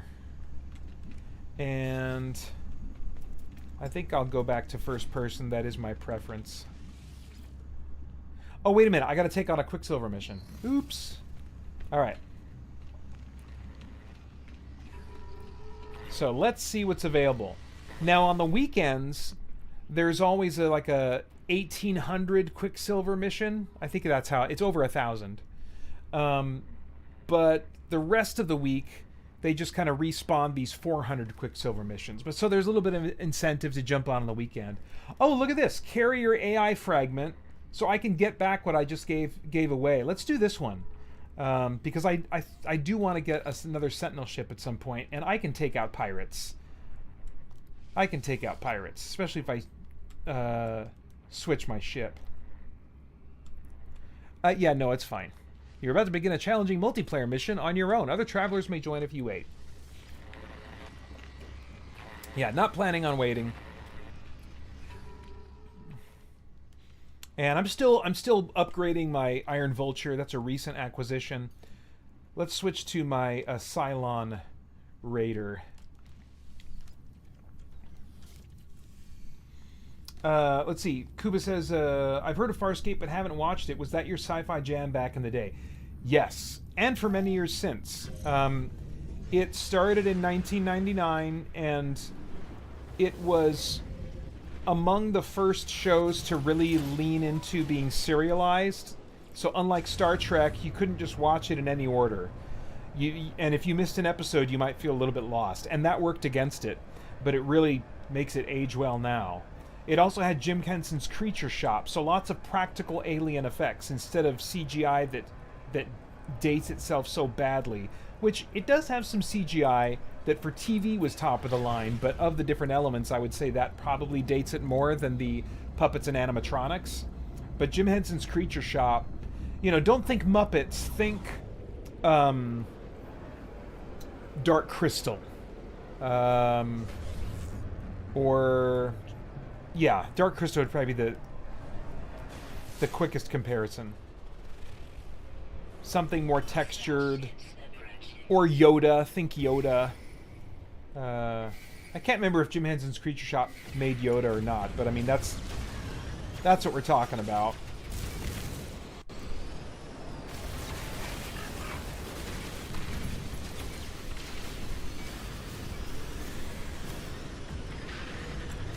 Now, I am not good at maneuvering my ship around and actually dogfighting with these guys. I rely on my upgrades a ton. And they've got a nice lock-on feature now that by holding left trigger, it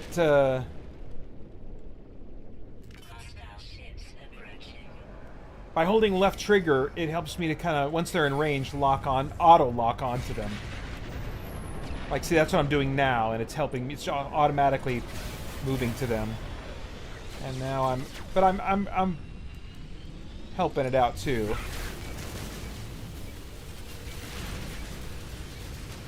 Okay.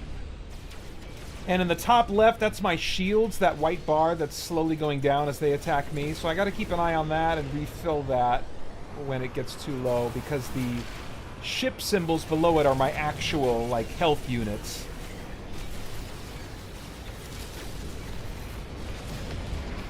Let me know if I think the audio is probably like my voice is not being overwhelmed.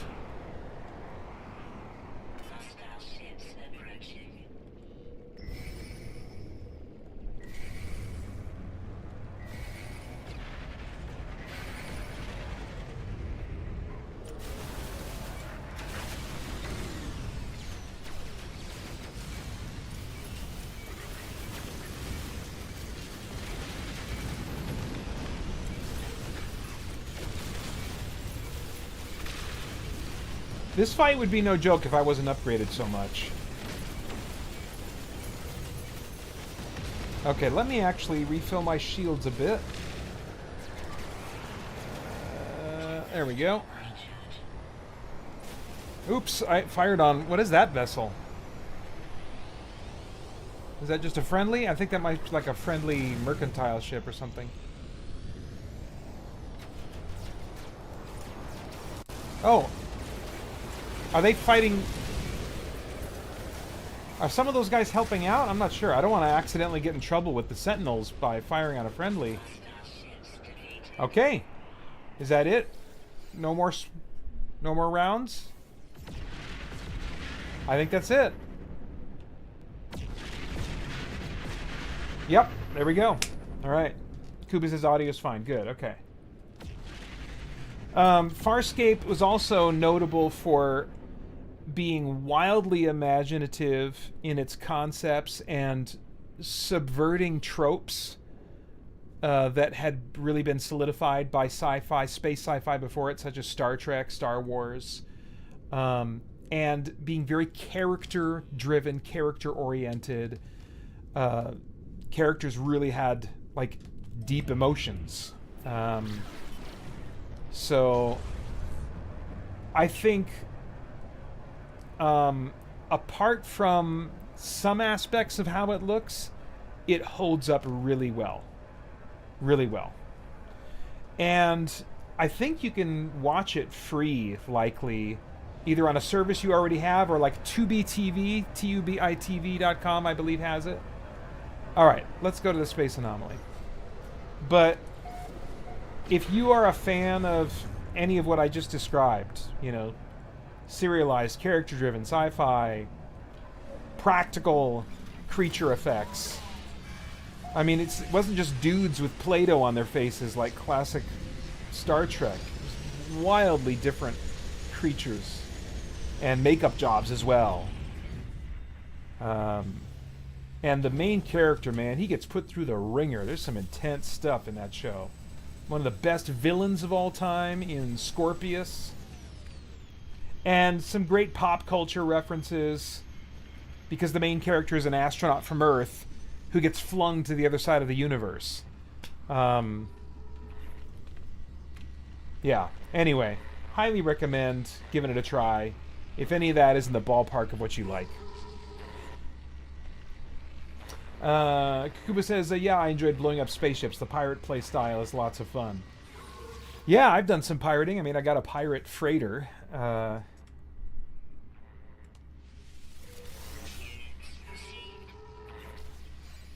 All right. Replace that carrier AI fragment. That's nice. What else? Okay, so now these other things aren't really appealing to me. Let's do this quest. Specialist Polo, even more emotional than usual, implores travelers to answer a distress signal they have received. Unable to leave the anomaly themselves, Polo is relying on the courage of their friends. I usually don't even bother reading this.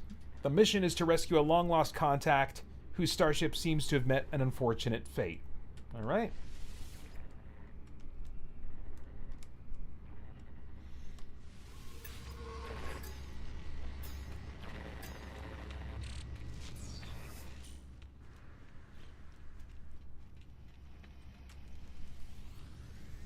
Kuba says, my dad's favorite show was Stargate. Yeah, I always really wanted to like Stargate, the show, because it was so plentiful. It kept going. Farscape, in part because of how much it demanded your attention, demanded your faithfulness to watching it, it only lasted 4 seasons. Now, compared to streaming shows today that get 8 to 10 episodes a season max, Farscape was made back in the day when it was still 20-some episodes a season. So even though it only lasted 4 seasons, by today's standards, there is just a wealth of that show to enjoy. And after it was canceled, after the 4th season, they made a mini-series by an uprising and a combined effort of the fans in the very early days of the internet and social media. So it's really something they pulled off to get the miniseries made to end the story properly and bring closure to everything. And it was a great miniseries. And if anybody ever wants to watch Farscape and go on that journey with me, you can go to the Patreon page for Spirit Blade Productions and just search Farscape. And I've made a commentary for every episode of the show. Each one is probably only about 10 minutes. It's just a little extra thing you can listen to after watching an episode and go on that journey with me, watching it for the 3rd time or something when I recorded that. I have many thoughts. I love that show, and would be happy to digitally accompany you if you or anyone wanted to take that journey of discovering my favorite TV show of all time. But Stargate actually has a connection to Farscape, because after Farscape was canceled, Ben Browder and Claudia Black joined the cast of Farscape, and they actually replaced MacGyver, whatever that... I think he's one of those guys with 3 names that he goes by. It's not C. Thomas Howell. Richard Dean Anderson. That's it, isn't it? So Ben Browder wasn't recast playing the same character. He was cast as a character that took the place of what Richard Dean Anderson's character was doing, like the front man on missions. And Claudia Black, who played Ben Browder's love interest, they were the 2 main characters in Farscape. Well, those 2 actors became chief characters in Stargate. Because I think, they were both on the Sci-Fi Channel at the time, and I think the Sci-Fi Channel just recognized Sci-Fi Channel fans are so invested in Farscape and in these actors, they will love being able to see more of them. Sadly, that wasn't enough to get me to watch Stargate, but I'm envious of those who really love that show, because there is so much of it that was made in the main series and the ones that followed. That's such a cool thing to really enjoy a geek property that a lot was made of. That's all good. I mean, we can say these days that there's a lot of Star Wars, but that's gone a different route. Most would agree, I think. All right, so we're on the planet. We've got to do a target sweep. We're just in the approximate location of this guy. So he's 282 to the high 200s in this direction. You know what? Let's make some money while we're here with the old nutrient ingester.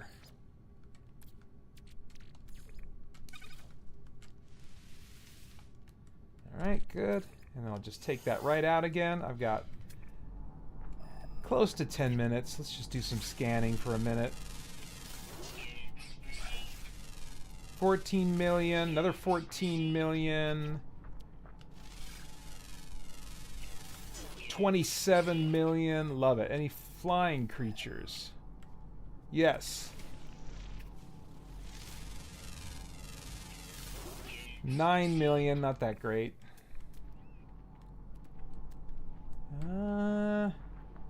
That might be about it. Okay.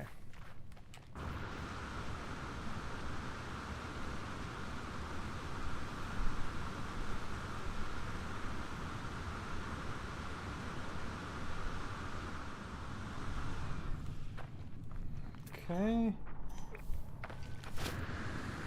Oh, this must be him. Ooh.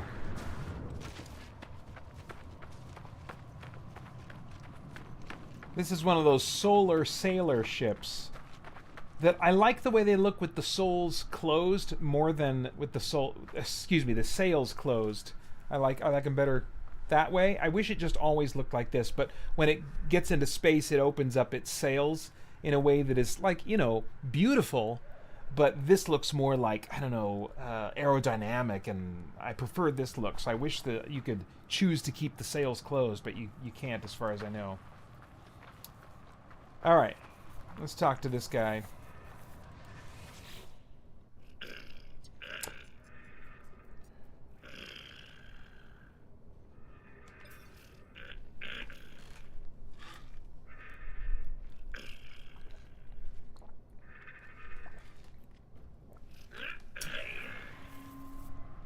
All right.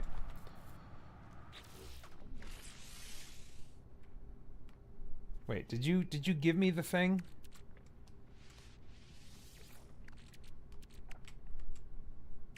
Oh crap. He gave me a thing in my that I'm supposed to activate in my inventory, but I can't remember what the icon looks like. Did you give it to me?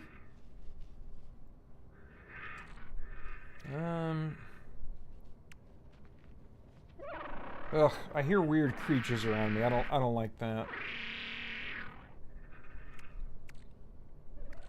You didn't put it in my ship, did you? Doesn't seem like it.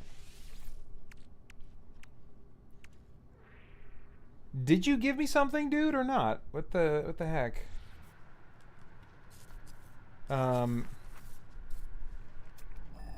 Oh. Am I supposed to find this thing first? Okay, yeah. Okay, so I get it first. Sorry, I didn't read instructions. It's hard to read and comprehend during live streams. I'm not a multitasker. Alright, so now we go to that, and then we analyze it.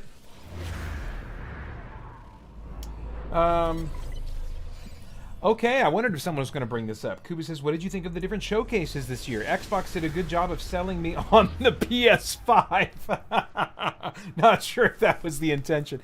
Yeah, very notably, among the icons listed for like games featured in their showcase, they listed, they without seemingly any hesitation, listed other platforms that games they were promoting and showcasing, were also going to be available on, which I found very interesting. It's not the first time they've done that, if memory serves. But, I gotta go there. Okay. So I actually jotted down, and I'll talk about them more on the podcast this week. I jotted down a list of games. Where did I put that? Oh, here we go. So, I don't really have comments on like the showcases themselves. I didn't really retain memory of the weekend that way. I watched a lot of different showcases, but I took down notes of the games that stood out to me that were showcased.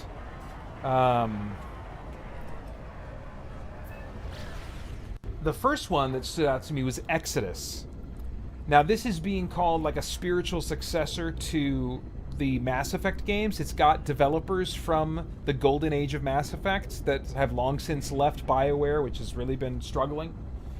And what's interesting that made me do a little search was that Matthew McConaughey is in the cast. And I knew that. I just kind of forgot. But I was reminded. And I was like, well, I know Matthew McConaughey, I learned a few years ago, is a Christian. And he's not like one of these, like, getting up and making big statements on Twitter and stuff. The guy keeps to himself, and it just seems to be a class act that is not interested in spouting his opinions online.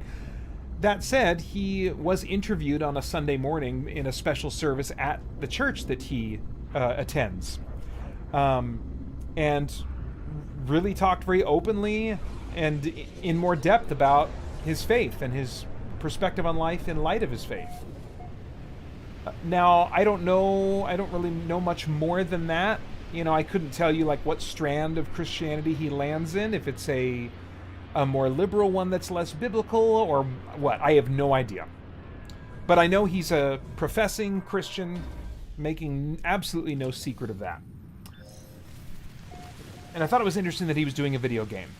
Yeah, actors are doing that more these days, but I thought it was interesting.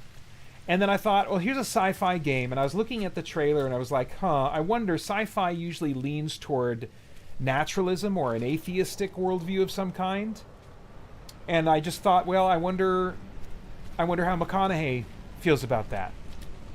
And then I saw the name Chris King was like the main developer. And just on a weird, I was just like, let's just see. I do this sometimes when I have no reason to think that someone's a Christian, some famous person. But just for giggles, I type in their name and then Christian and see what comes up. And plenty of times, like I'll get an AI summary that says they are, there's no indication that they are Christian, or they are an atheist, or they believe this, or whatever. Now, I don't know how reliable the AI is in this case, but the AI said Chris King is a Christian who's been very open about his faith. I haven't taken the time to follow the links and verify those things for myself. But if that's true, and the head of this game development studio and the development of Exodus is a Christian, I think it may be, anybody can use the term Exodus, even if they're not a Christian. Exodus is just such a known term.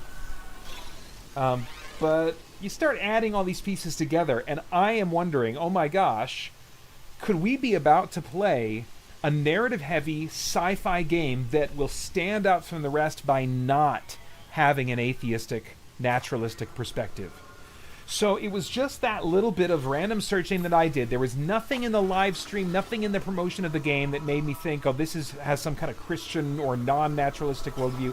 There was no hints there necessarily to me. But I decided to look into this. And now suddenly, even though already Exodus was really on my radar because it's looked like my type of game, I enjoyed the Mass Effect games, I like action RPGs. Now Exodus is freaking really on my radar. So I'm planning to reach out to the developer if by some chance, I can understand that they would maybe not want to be associated with a Christian label. They wouldn't want to be described as a Christian game. But I'm planning on reaching out and seeing if, I can just put out there, hey, I can respect if there's any sensitivity or concern about that. I can respect that. That said, I'm very interested in this, specifically from a Christian perspective in what's going on here. And so if I could... I don't know if there'd be an interview potential, or we'll see. I haven't even reached out yet, but... Exodus freaking has my attention on that level.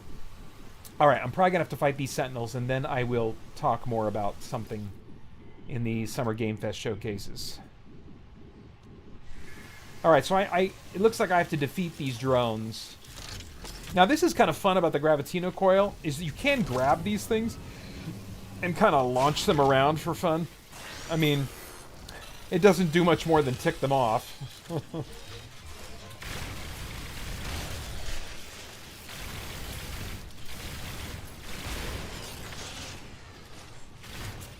But I mean, if you've got a good shield set up and want to entertain yourself by trying to kill them by just throwing them at each other, I suppose that's something you could do for fun.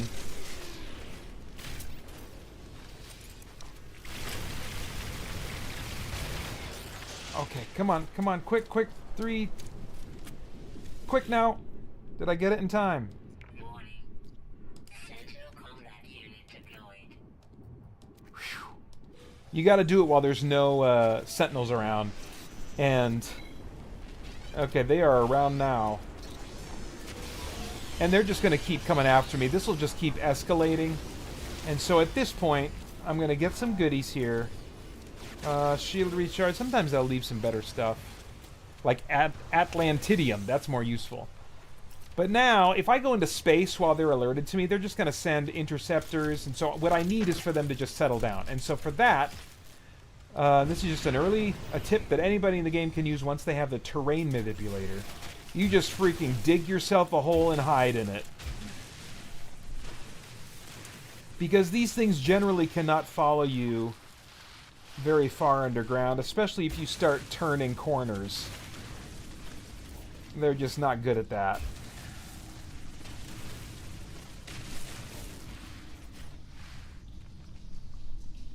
So I'm just going to hang here. See, they're searching for me right now.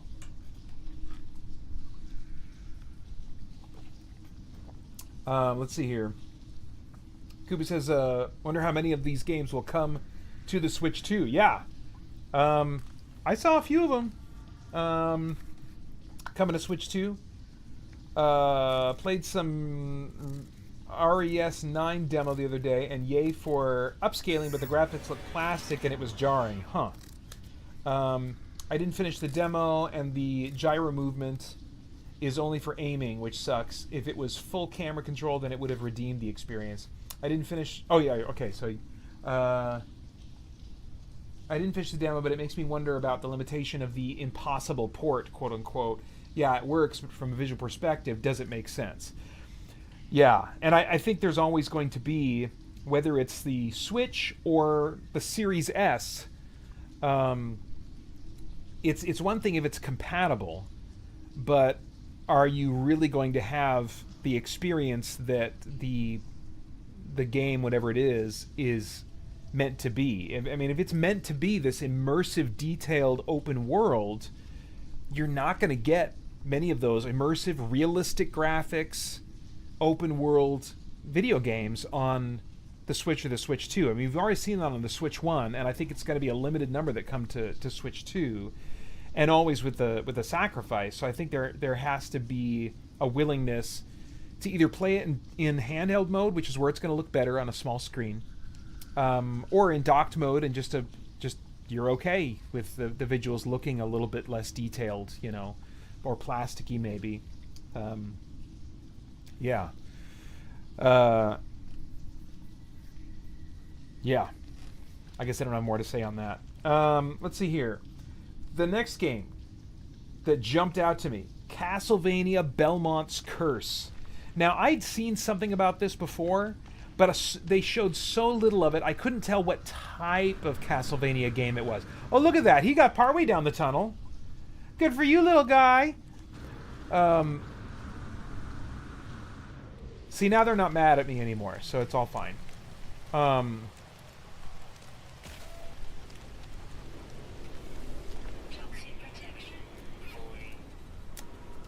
Because I don't like just any style Castlevania game. I specifically like what I call the Symphony-like, which has RPG, XP, and level gaining and stuff like that. Basically, Castlevania Symphony of the Night. And the Nintendo, or the Game Boy Advance and Nintendo DS games that came after it using that same formula. Because that means that even though I suck at action games, I can just grind enemies to get myself strong enough to move forward. And I enjoy bouncing around, jumping around with platformy type games. I just normally suck at them, so the Symphony-like Castlevania game is just a joy for me to play. Hey, Stephen Cornegay says, howdy, fun game for sure. Thanks for jumping in the chat. And yeah, I realized between the PS4 version and the PS5 version, I think over 1,000 hours out of this game in the last 10 years almost that it's been out now. 10 years in August. Crazy. Crazy. But anyway, we got more of Castlevania Belmont's Curse. In the footage, I yelled in my office watching when I saw damage numbers, and then specifically when it said level up above the character. I was like, yes! Yes! Because there are so few games made this way. There are lots of games that are called Metroidvanias, but they don't have that RPG level grinding, aspect that helps people like me who suck. And need to grind levels, need to get loot, need to buy a whole bunch of potions to take into that boss fight. And it looks really beautiful. I didn't check to see the studio. It's not Igarashi or Iga, whatever his name is. He's an independent developer now, doing his own thing. Bloodstained Ritual of the Night is kind of his continuation of that kind of game without the Castlevania IP. So he's not doing this. It's some other studio, and I don't know what their pedigree is. But just seeing those things in the gameplay footage, oh, man. And it's coming in October. And so immediately I was like, okay, I need to get back into the ones that I haven't finished yet from the last... It was the DS game collection. And I'd reached just a little bit of a lull or a little bit of a spike in difficulty in a boss fight that kind of put me off of it for a little bit. But I got back into it this weekend. I was able to barrel past that, just look up a quick YouTube video and stuff, and I was like, yes, yes. So man, so much so that like earlier today I was like, I know I said I was going to play No Man's Sky. Could I do that during the live stream? But I was like, no. Play No Man's Sky.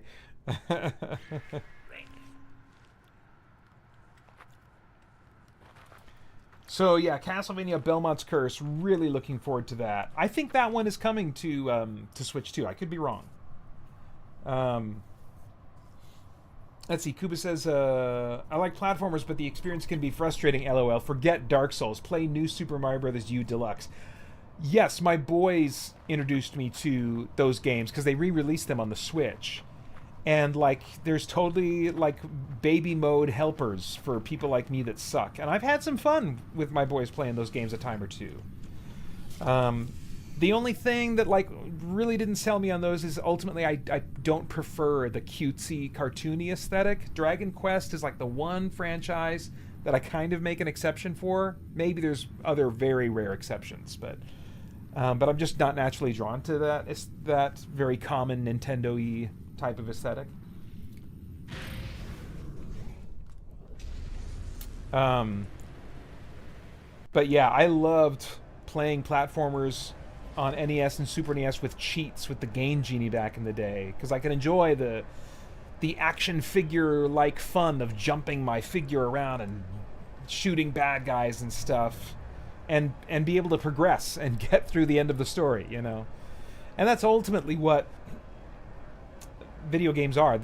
For me, they are a continuation of playing with action figures for me in various ways. The fantasy that I enjoyed as a kid of being in an imaginary world that I enjoyed with action figures, in a more structured way, I now enjoy in video games.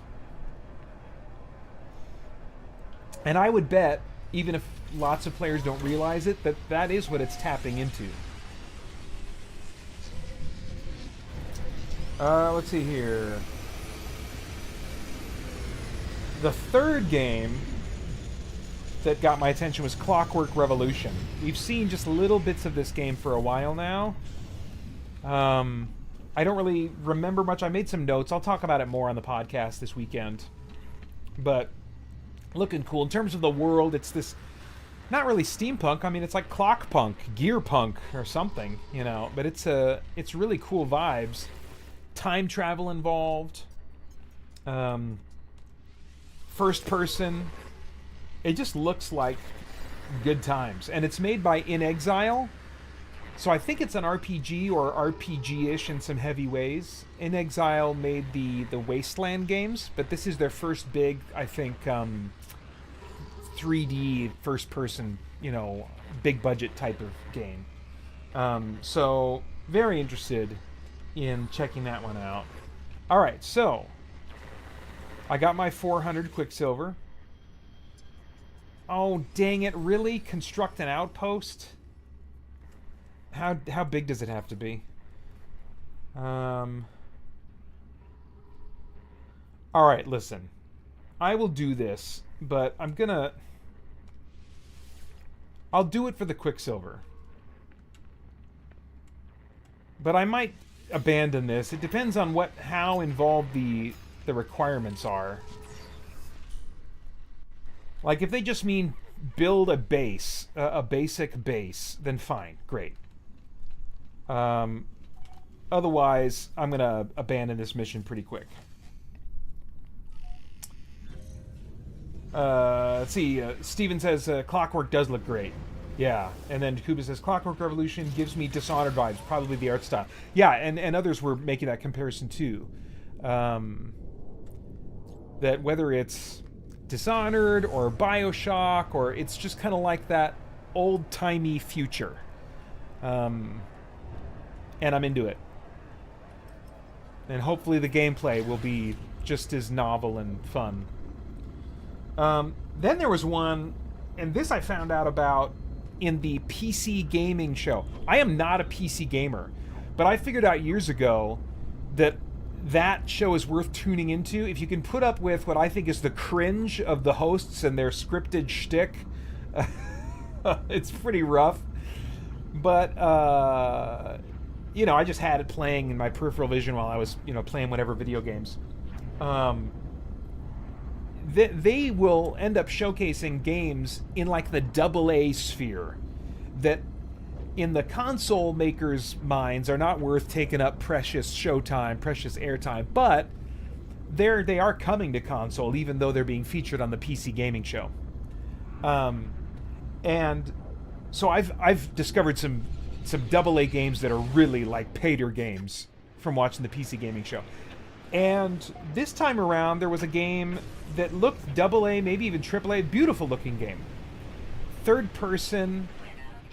I'm not sure what I would compare it to. If it's open world, I'm not sure about that either. But it's a third-person game. Can I just land anywhere to do this mission? Where the world has fallen into ruin, but not in like a gray post-apocalyptic sense, but there's this thing called the Blight, which is overtaking and warping and twisting both plant and animal life. And so there's mutated creatures and plants all over the world that you're trying to save the world from by finding the answer to this blight. And so it's a world of beautiful ruin, if that makes sense. It's described as an action RPG. So I'm like, okay, check, good, that's what I need. I'm not good at action games. I need RPG mechanics to help me out. And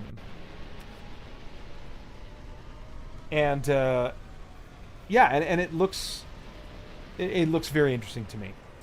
So that's Beast of Reincarnation. Habitable planet reached. Establish a construction site. One explorer. Deploy a base computer. Access the build menu. Okay, I'm just gonna do that right here. Fine.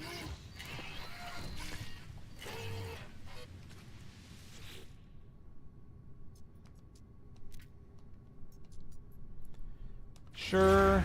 I'm not planning on keeping this base.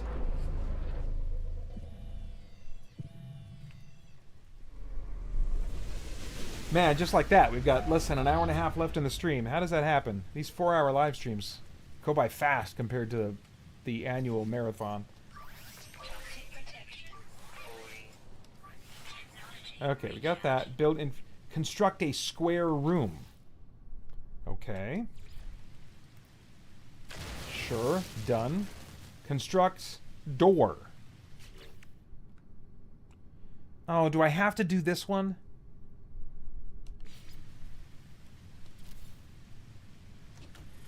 Construct expansion corridors. 2 curved corridors, huh?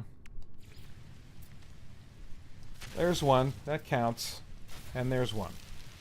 Construct glass cuboid room. 4 glass cuboid rooms. My gosh. Okay, 1, 2, 3. Oh man, you guys are using up my glass supply. Alright, let me see if I have any more in my freighter. I can't remember. No, I still need 2 more glass. Can I make it with what I have?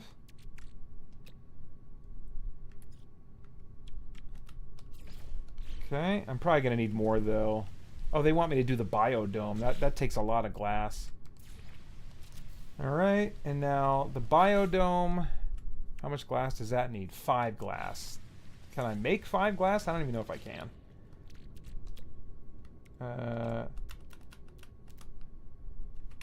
Alright. Man, I'm burning through my frost crystal though.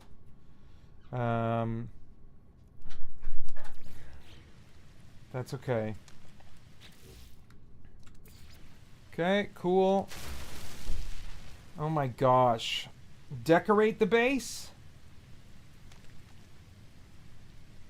No, I'm not doing this, guys. I'm abandoning this mission. Let's see, do I get all my stuff back? I don't know.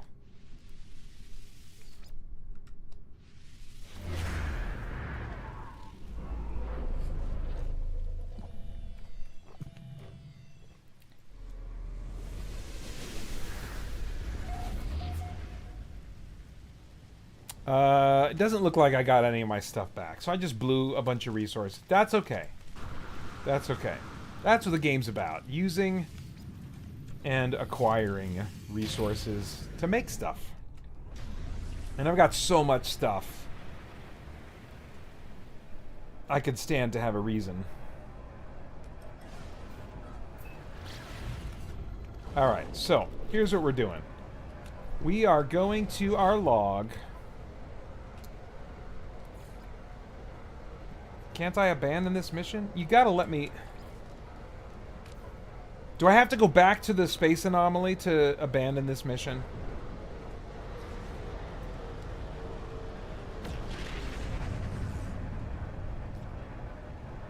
Alright.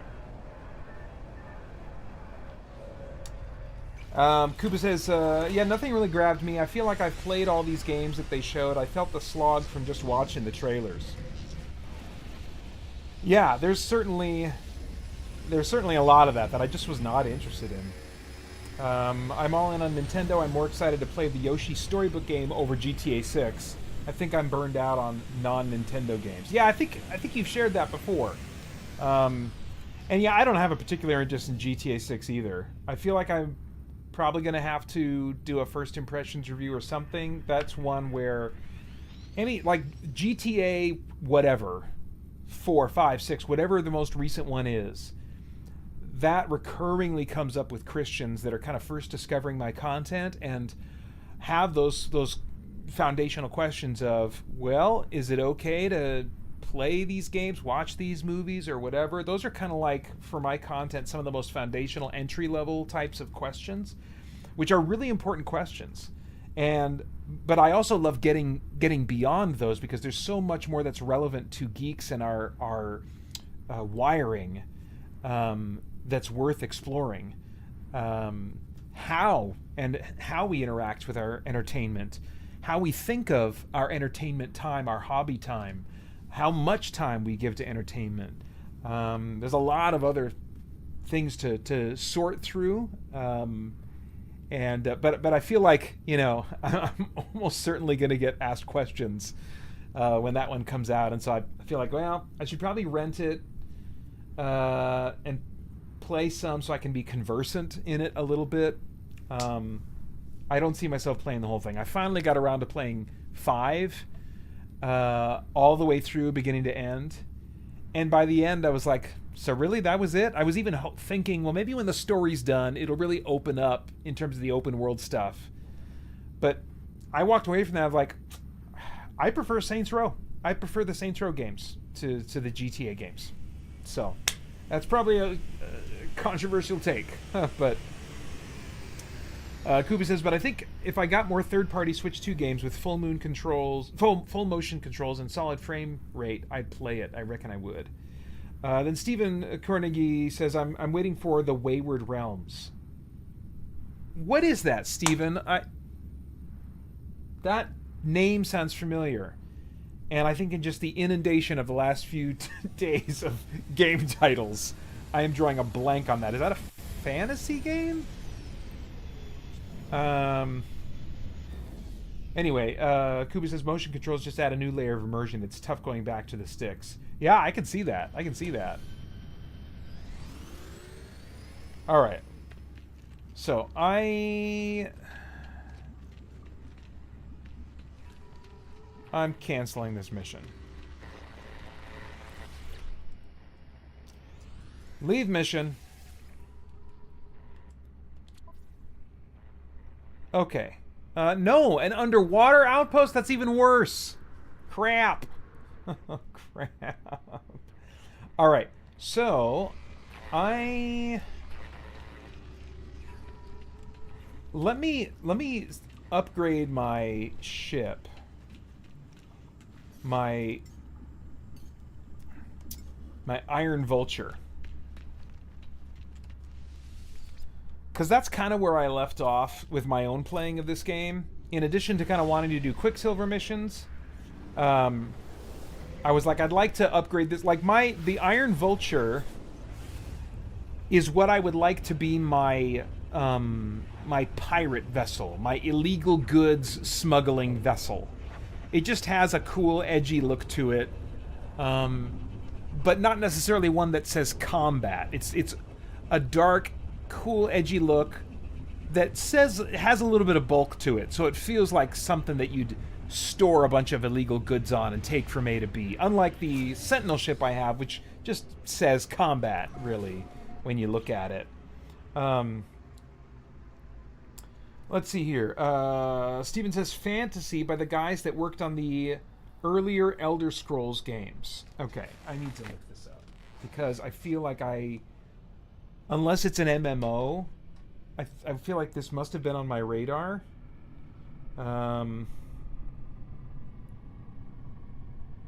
Wayward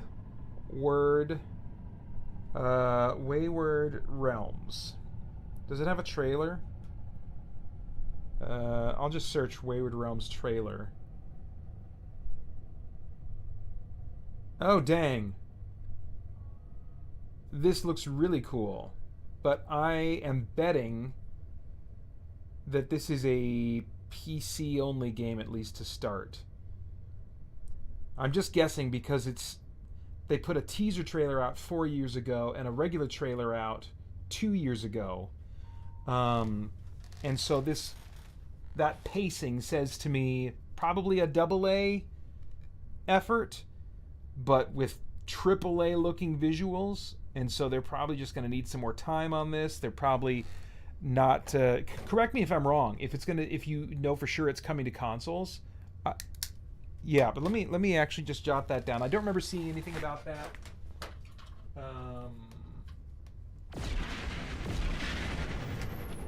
I'm going to want to look into that. Because if they did, sometimes companies will drop trailers around this time, even though they're not part of like the main showcases or whatever. And so if they've given an update on that, I want that on my radar. I mean, even if it's not announced for console yet. My guess is right now it's only announced for PC. But you can correct me if I'm wrong. Okay. Yeah, and Kuba says, huge game, hugely ambitious game. Yeah, I mean, I like the sound of that. But then again, Tainted Grail: The Fall of Avalon gave off Skyrim vibes and has been a crowd pleaser for those playing it on PC. But like Crimson Desert, it looks significantly different on PC compared to consoles. And it doesn't run like I want it to run. It's just still a little too choppy on consoles. And like, oh man. Part of that is I want that immersive experience. That's why I play that kind of game. And so, if it's not running great, then I don't feel immersed in it.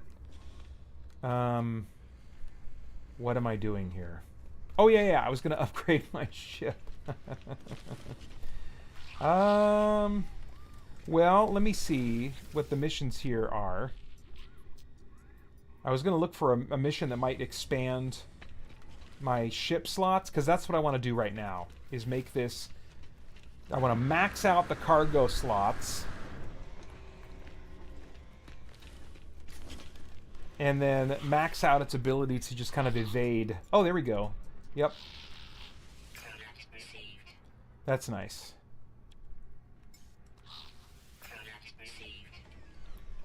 And then I can just brute force getting cargo slots by paying for them, but they're really expensive.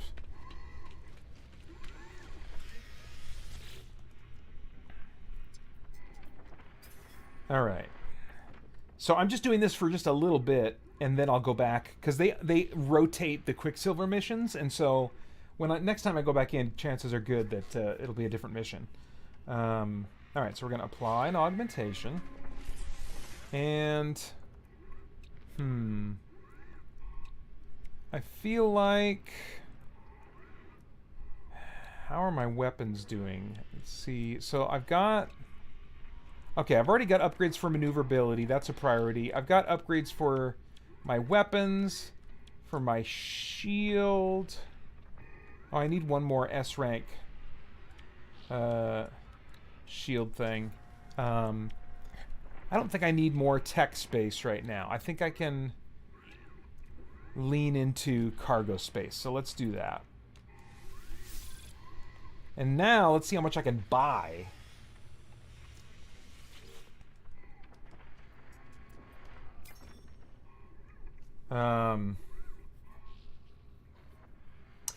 Steven says, looks like it is PC exclusive. Do you only play console? Yes, that's correct, unfortunately.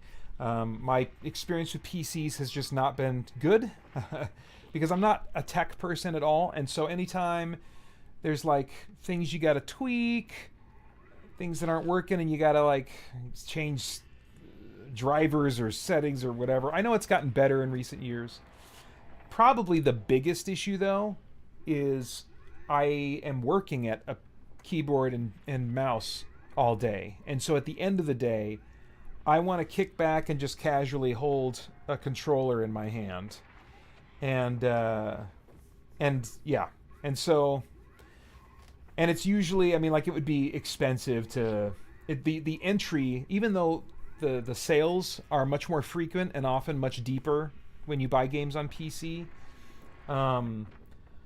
the entry to get a really good PC and to keep updating it and stuff like that. It's just a little too prohibitive for me. All right, speaking of expensive, $75 million to get a storage slot.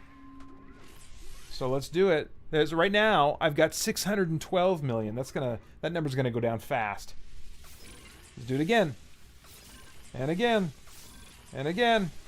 And again. Let's keep going. Keep going. Keep going. Oh man, my precious units. Oh man. Already down to 12 million. I don't even think I can... Yeah, no, I can't afford it anymore. So, and I've still got, like, I think another row or more after this that I could still unlock. So now... Let me first check and see if there's a shield upgrade. An S-tier shield upgrade. That I could buy.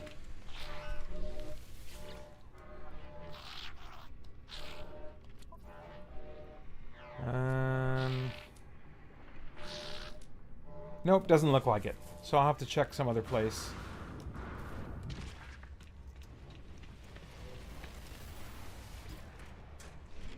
Alright, we'll go check the,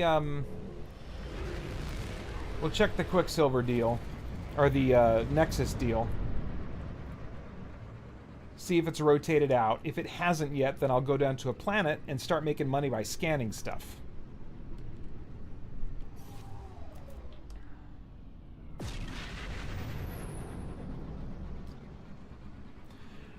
I should correct myself, Steven. I don't only play console.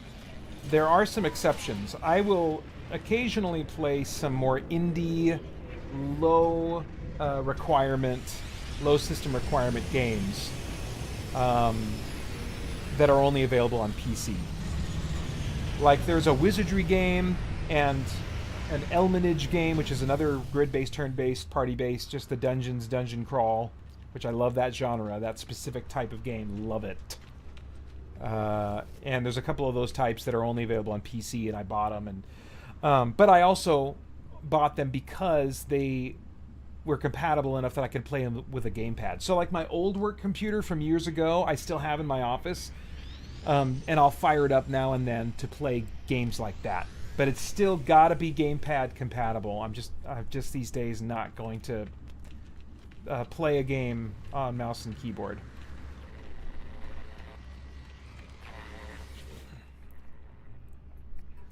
Oh, okay. Activated Emerald. That sounds interesting. I can always use some of that anyway. That's not a super common resource.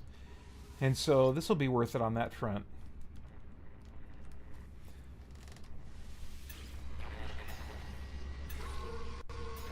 Let's go find it.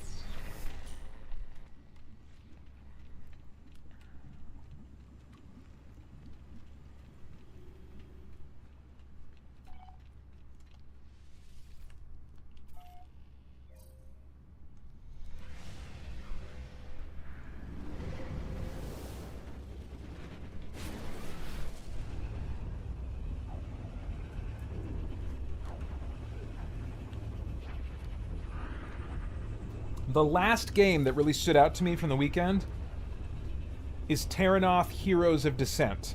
And I have applied for a review code. I'll see if I get one.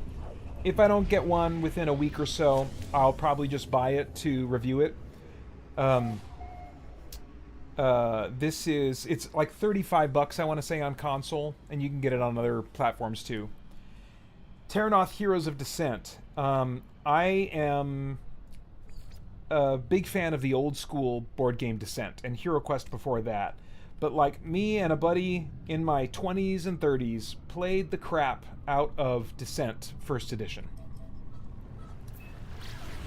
And I've still got the boxes in the background of my bookshelf. Usually I'm blocking them with my body in my YouTube videos. But I love that board game.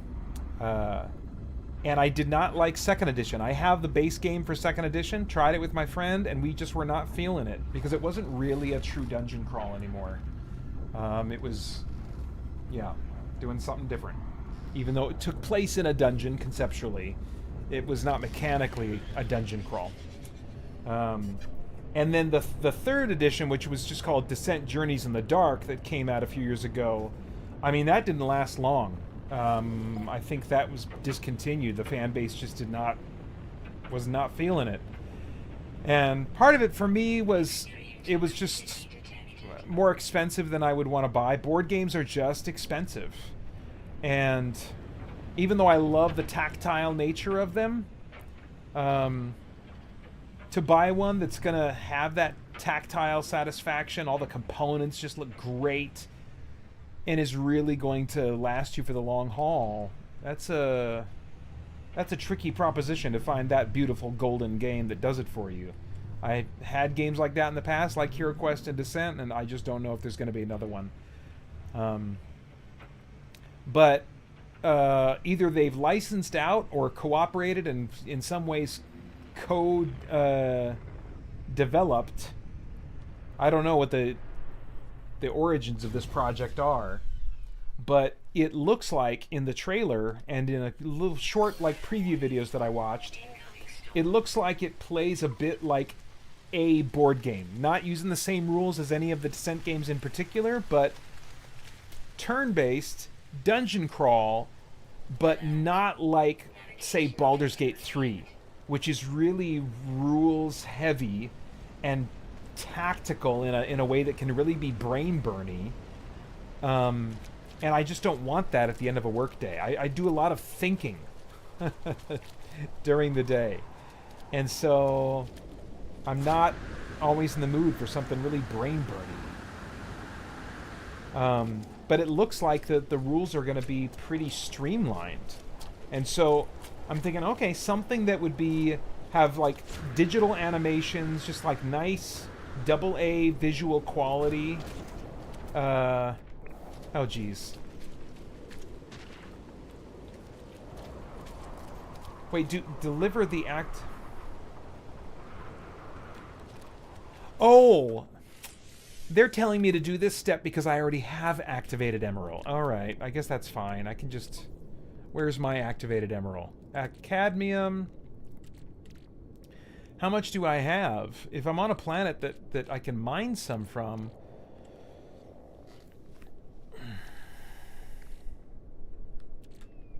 I got 5,000, so I'm doing pretty good. Is that what I'm delivering? Emerald, or was it... Oh, cadmium. It was activated cadmium. Okay, so hang on. Come on, Pater.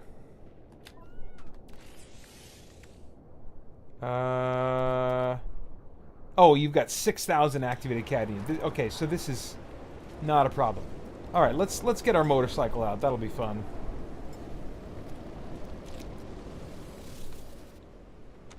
All right, here we go.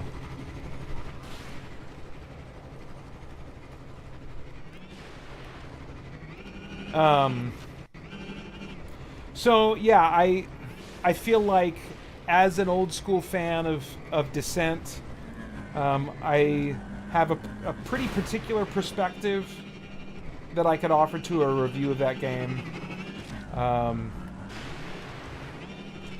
So I think there's a good chance I'll do some kind of review on it. The heck? Why can I not just blow through these? Normally, Exocraft just blow through everything. What are these things that I'm not blowing through them? Are they special in some way? It's just an unidentified plant.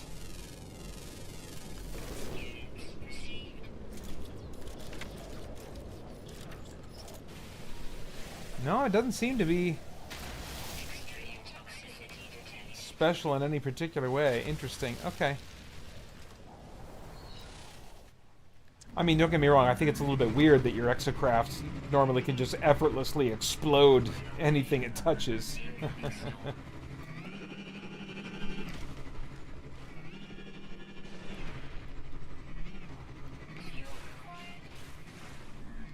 Oh.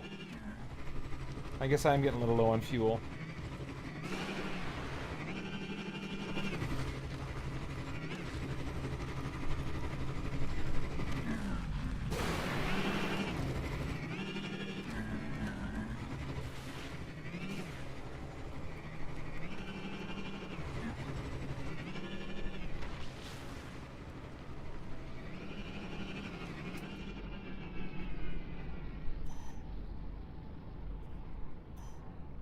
Wait a minute. What the heck? I thought, that I seem to have lost track of the site. I lost the marker or something.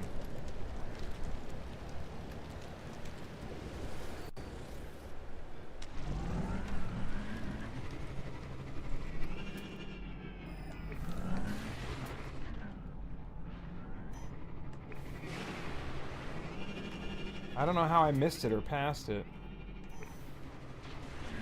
Oh, there's those trees again. That's...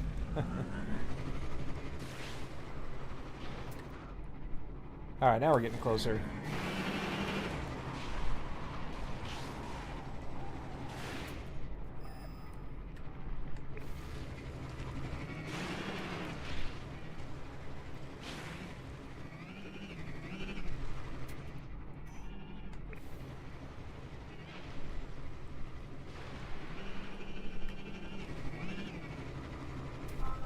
There we go.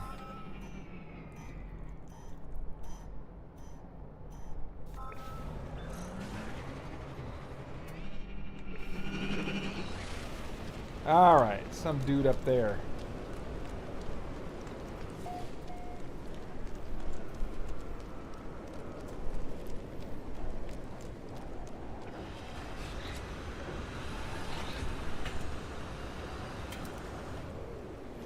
Oh, it's just a terminal. Okay. That works too.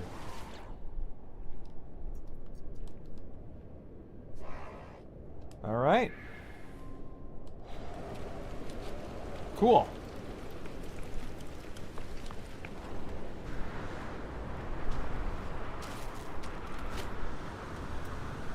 Alright, let's get the ship over here.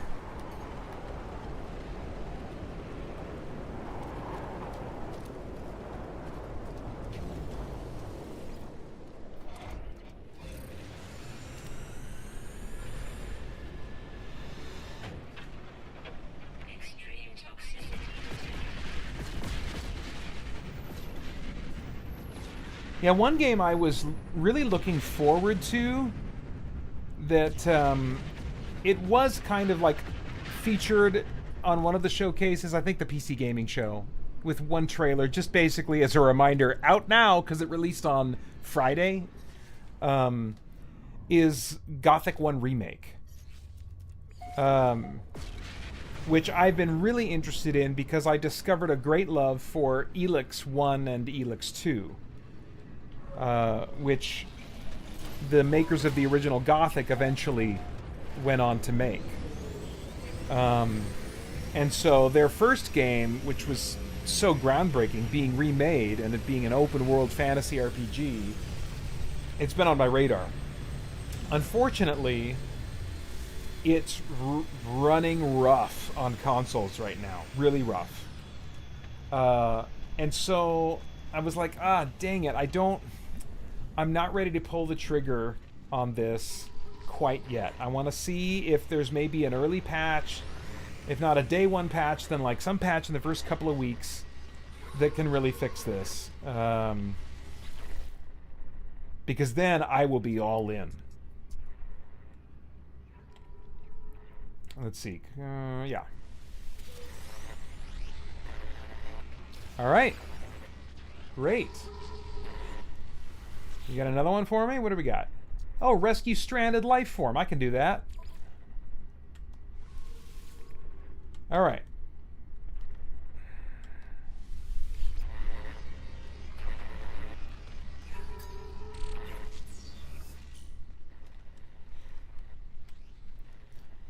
Oh, this is like this ship. What's this called? I can't remember. But this, I've been seeing this ship in the Anomaly. And I'm like, this looks so cool. How the crap do I get that? And I did some research, and it was an exclusive expedition reward. And man, that was so disappointing because they just don't make their expeditions available again. Sometimes they'll, at the end of the year, remake available again some of the expeditions from that year. and in more rare cases, one from previous years, like the one that gives you the Normandy. But that's pretty unusual.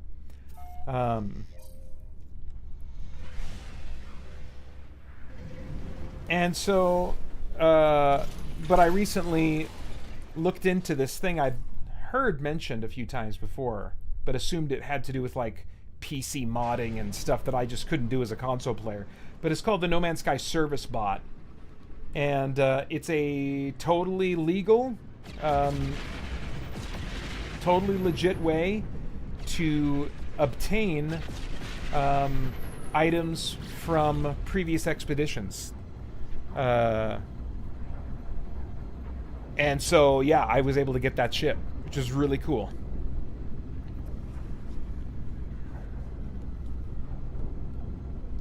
Alright, less than an hour left in the stream, but I do need to finally take a bathroom break. I don't think I can make it the next 50 minutes.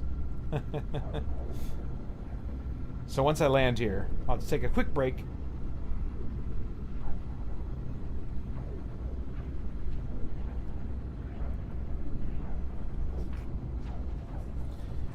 But yeah, I'll be checking for updates for Gothic Remake, checking to see if I get a review key for Terranoth Heroes of Descent.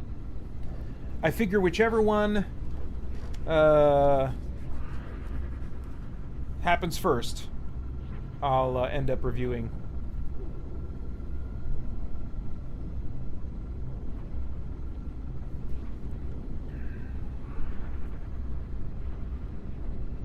Whew, boy.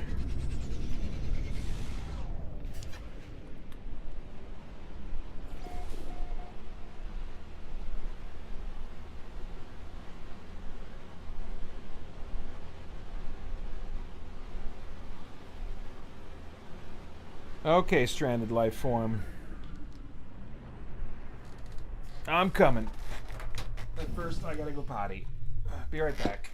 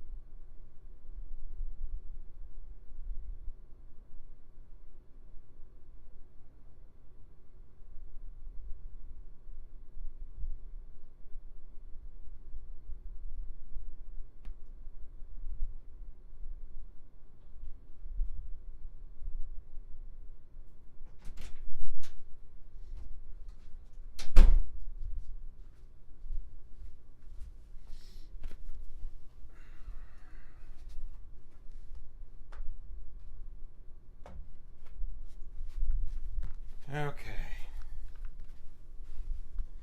I think Planky, the bathroom mascot, is going to have to get a little padded attachment at the bottom. I got a new chair that's made of leather, and it wasn't new, but it's in pretty good condition. And I think that the corners of that one might poke into the leather if I'm not careful. So I think before the next time I use it, I'm going to have to put some kind of padding, because I don't want to get rid of Planky, the bathroom mascot. Come on. All right.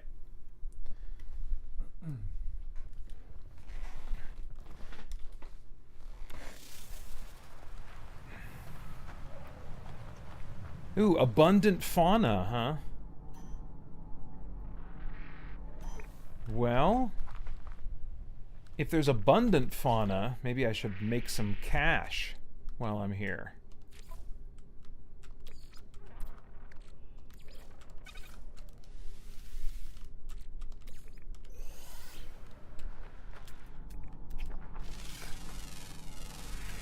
Ooh, there's a 3-star. Curious deposit, yep. So they're not like crazy rare. If you just keep an eye out for them. That's the main thing. And it'll just be a matter of time before you run into one, then build a base, and then you are golden. Alright, any flying creatures? So probably all the ones that are going to be easily scannable. Easily findable. Alright. So, 917...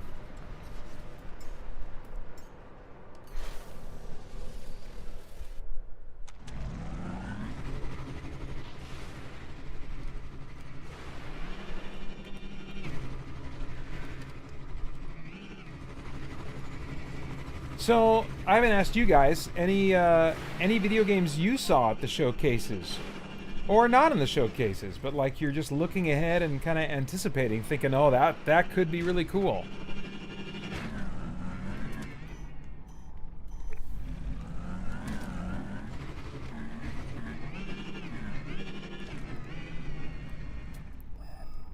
Getting pretty close here. Oh yeah, here we go.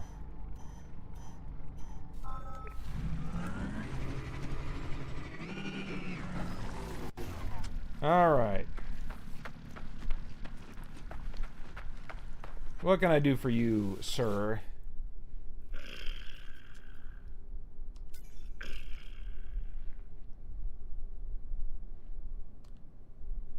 Okay.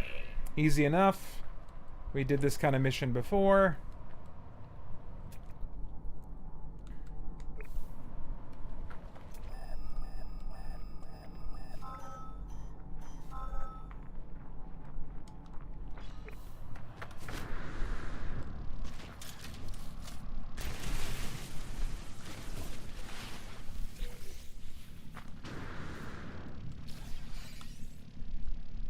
Oh man, I just jumped on my little vehicle there. Alright, here we go.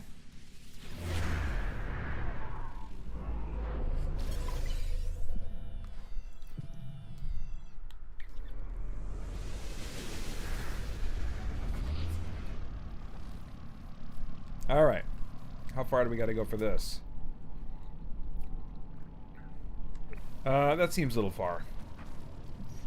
Let's take my ship instead.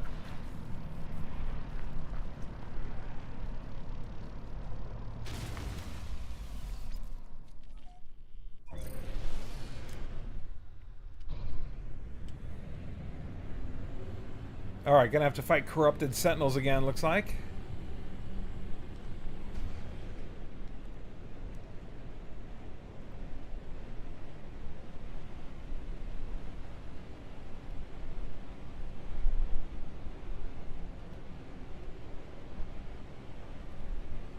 Man, so many carrots to chase. So many carrots to chase in this game. And every time it gets updated, or every once in a while when I find a YouTuber that's making content about No Man's Sky, I'll just learn more of something that I can find and do and make. And I think that's part of what I wanted to... I mean, I know that's a significant part of what I wanted to do with The Father's Journey, is like give players another reason to get back into No Man's Sky, even if just for a little bit. And I'm surprised, honestly, that more people haven't made something like what I've made. People could do it. They don't have to make CG, like in-engine cutscenes like I did. They don't have to. They could just make a blog that just links to like a text. Even if they just write a little story themselves, just to give players something to find. I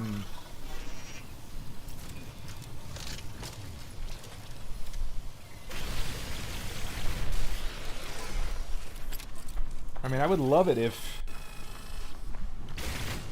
A Father's Journey gave one or two people an idea for something that they could make, and that it would just grow and grow from there. Because I want stuff like that. I mean, I just made the kind of thing that I would want to run into in No Man's Sky.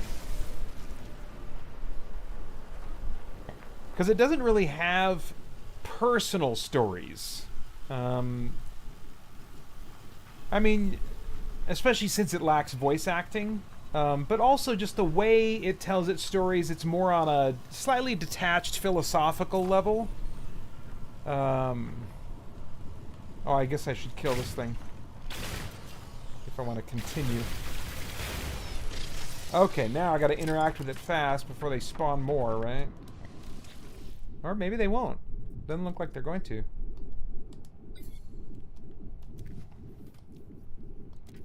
But I'll tell you what.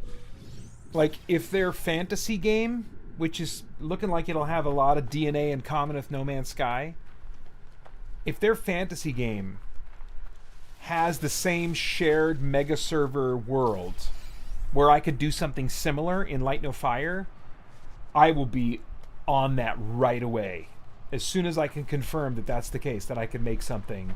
Because I like sci-fi, but man, I mean, I like sci-fi a lot. I got plenty of sci-fi movies in my collection, but for me, fantasy edges out sci-fi. And, yeah. Oh, I gotta go back to the crash site. Oh, now this is just a trade terminal. Like, that's interesting. Okay.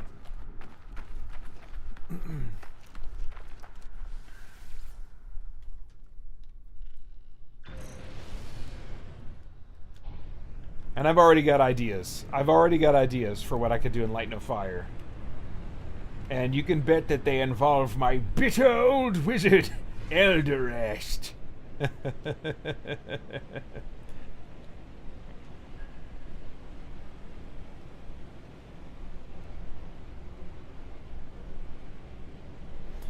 But I think, as much as I, in ways I've used Eldorest in the past, have played him for comedy and still would, I think I would want to make something that has heart, like A Father's Journey does.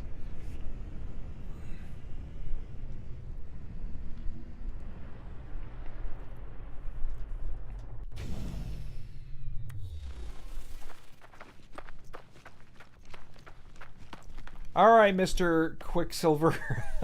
That's all you are to me.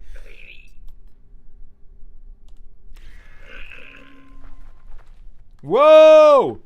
Crazy town! Oh, wow!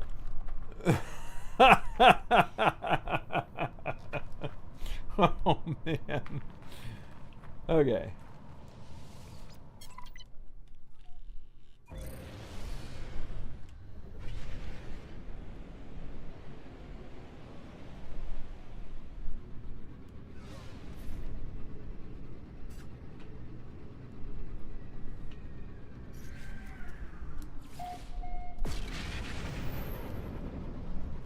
Give me that Quicksilver.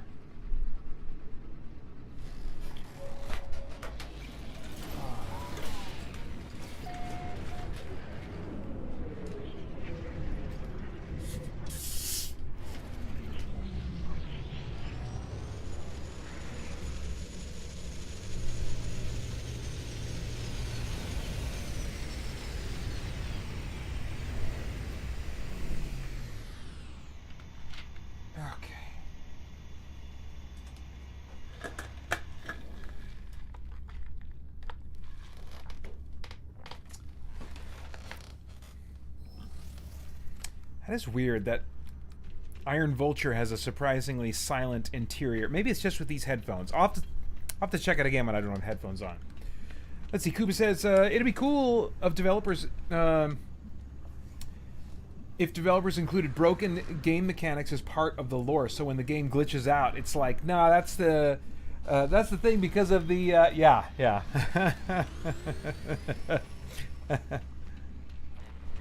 That would be cool.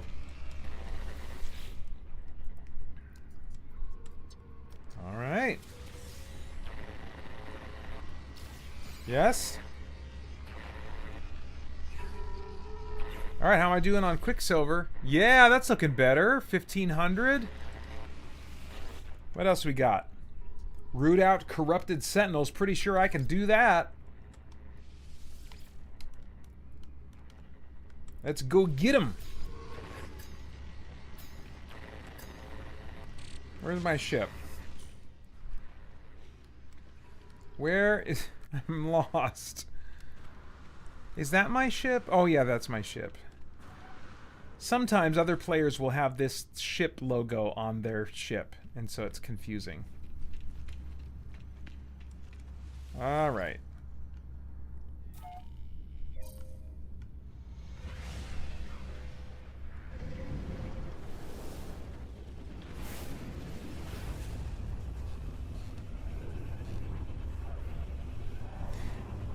Yeah, in some ways, like more than any of the showcase stuff from over the weekend, I'm more looking forward to just seeing what Hello Games does for No Man's Sky's 10th anniversary.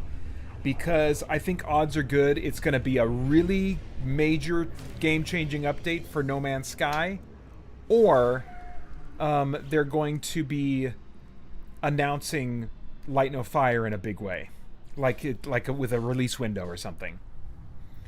And either one of those would be really cool. Both would be kinda mind-blowing.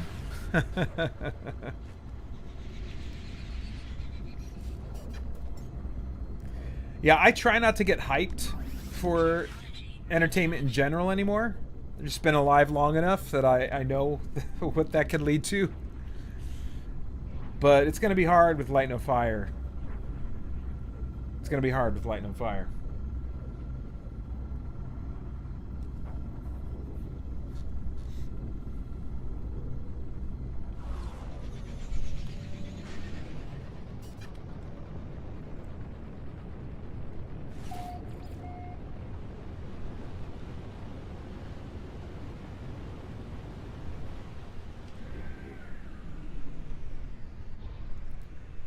Okay.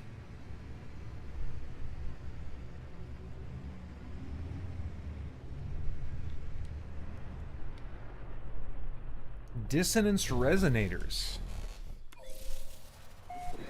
This isn't something new, is it?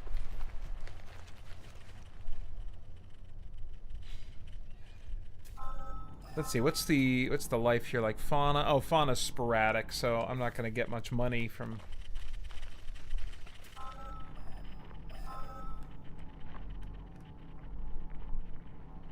$450, huh? Now this is an autophage camp. You can't see its inhabitants yet, but I've got... They should appear when I do a little scan here, because I've got an upgrade in my multi-tool. There they are. So when you find camps like these, all of these, each one of these guys will give you a little quest to do. And that can allow you to unlock this multi-tool, which is different every camp you go to. You can build... Well, I can't remember if it's here or somewhere else that you can build a staff. I've got...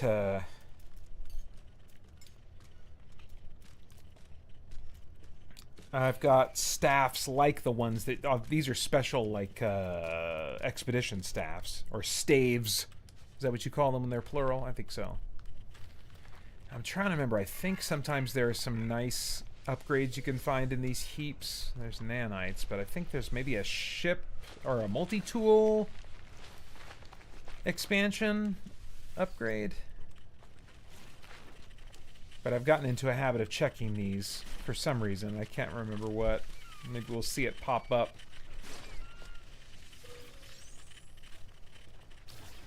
Multi-tool, there it is. So yeah, it's a multi-tool expansion slot. Okay. Oops, wrong thing. This one. Okay, so now... Oh, I'm going over here. So let's tag that, and then we'll take the ship.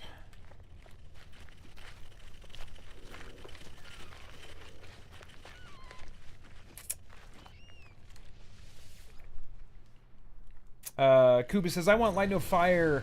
I want a Light No Fire announcement. I've been over No Man's Sky for years, and Light No Fire looks like the No Man's Sky experience I wanted. Yeah, that would be awesome if it was. What I'm wondering about Light No Fire is, I mean, I don't think we can expect that it's going to launch with the breadth of gameplay that No Man's Sky has. All the things they've added, I don't think we can expect that it's going to have that much. But I hope that they would recognize that it can't launch in the sort of relatively bare bones state that No Man's Sky launched in. Like after that launch, that's got to be on their minds, right? They got to be thinking we can't, even though they're not saying anything about it, which was different with the launch of No Man's Sky, and they were setting expectations. And by the way that they talked, even if it was unintentional and they were just talking aspirationally, they still put ideas in gamers' minds that led to expectations for launch. That, whether or not gamers should have had those expectations, that's a whole discussion, I suppose. But even that's part of why I'm having to check my expectations with Light No Fire. Is I'm like, I don't want to say to myself, oh my gosh, all of this but fantasy? Well, no, not all of this, Pater.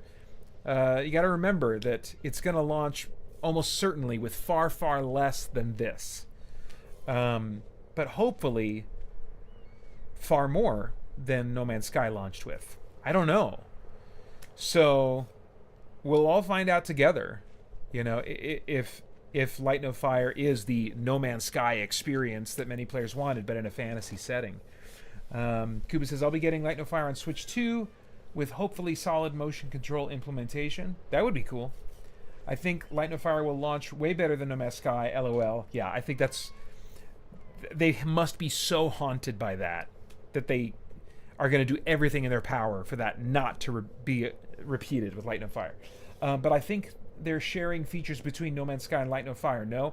Yes, and they've been very open about that they are testing in some ways those features in No Man's Sky, or as they are implementing them in Light No Fire, they are bringing over some version of them into No Man's Sky, which has led, of course, to a lot of speculation with updates of No Man's Sky. Like, what does this mean for Light No Fire? But being there day one for Light No Fire and playing with the new updates as the game grows will be fun. Yeah, I had a great experience with No Man's Sky. I wasn't playing it nonstop throughout every update. I've played it in spurts over the last 10 years. But I mean, each of those spurts, many of them have lasted as long as a full-length game. Jarawi said earlier in the stream he's put in 40 hours. And for many games, 40 hours, that is a complete game experience. That's about what I got 30 to 40 hours when I first played No Man's Sky, and then I was like, okay, I'm done for now. It looks like they're going to be updating it. I'm done for now. And I got a full, enjoyable experience from this. And then they just kept giving me more reasons to come back. And so I would love a similar experience that starts out more rich, of course, but a similar experience with Light No Fire. And I think there's a decent chance that's what we'll get. We'll see. All right. What do I got to do now? Oh, I got to destroy this, and that's going to tick off people. Let me get my pulse spitter. Here we go. Okay, good. What? Oh, that seemed all kinds of wrong. What the heck? It respawned in a weird, glitchy way. Let me try this. Just seeing if removing the ground will do anything. Sometimes that, like, auto-destroys plants, but... Well, it's being counted as destroyed, so... And I can't... These guys are just going to keep spawning, so... We gotta just find the next one and start heading toward it, I think.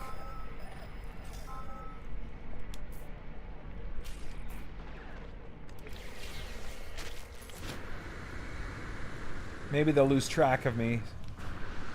Oh no, there's more like spawning over here or something. Okay, this is gonna get interesting. I think this is just gonna potentially get more intense.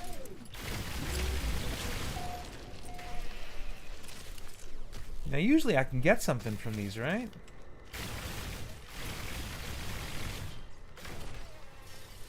Usually there's like a part to pick up or something. I guess not on this quest.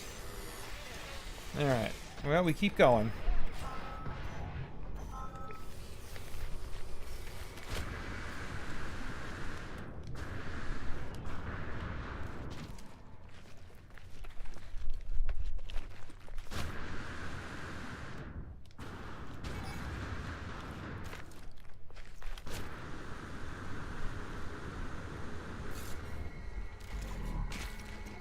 I don't want to fight you. I'm just here to do a thing.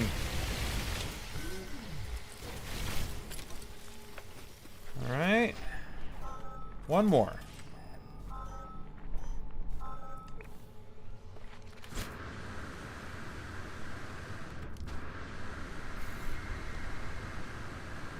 One more and then I'm digging a hole.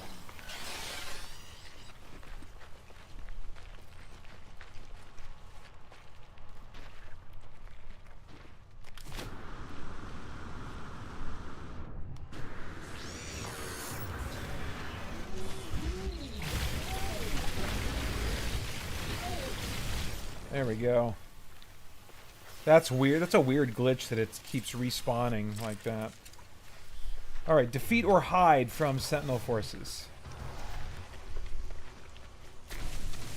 Alright, here I go.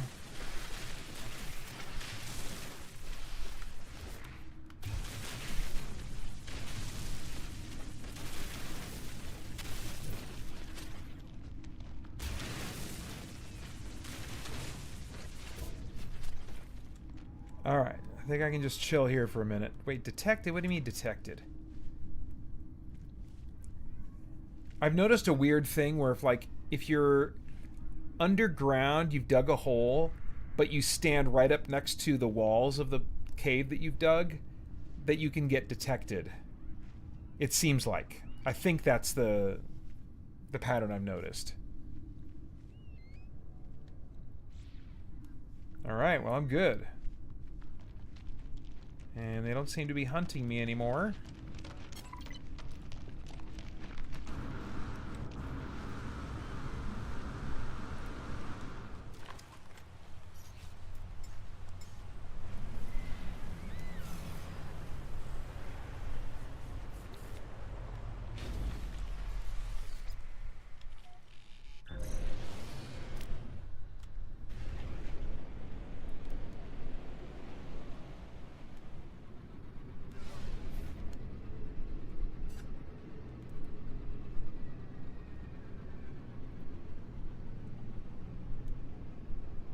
Speaking of space and aliens and all that goodness, anybody looking forward to Disclosure Day? That's going to be the review content for this Friday on the channel and podcast.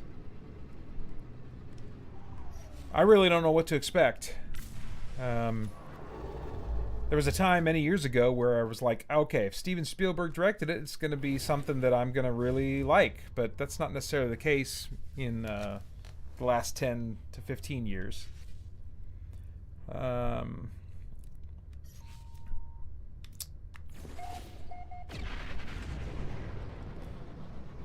it's got actors that my wife and I like. This will be an unusual outing in that it won't be just me. It'll be me and Holly and our oldest son Asher. Titus, I don't think is interested. We'll see.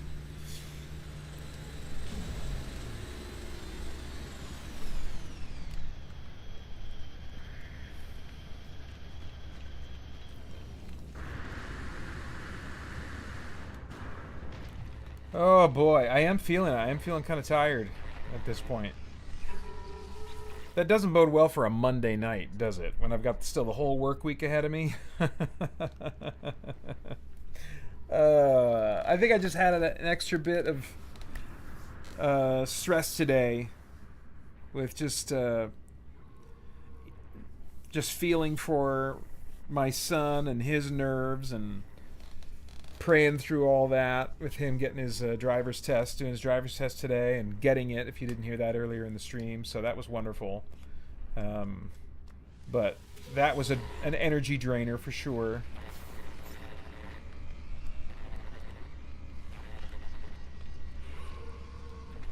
All right.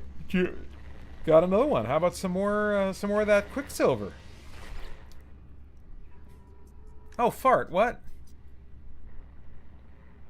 This is unusual. Is there only a certain number of Quicksilver missions I can do per day? Interesting. And I don't want any of this stuff. Alright, well, I've got 1,900 Quicksilver. Let's see if I can buy the rest of that suit.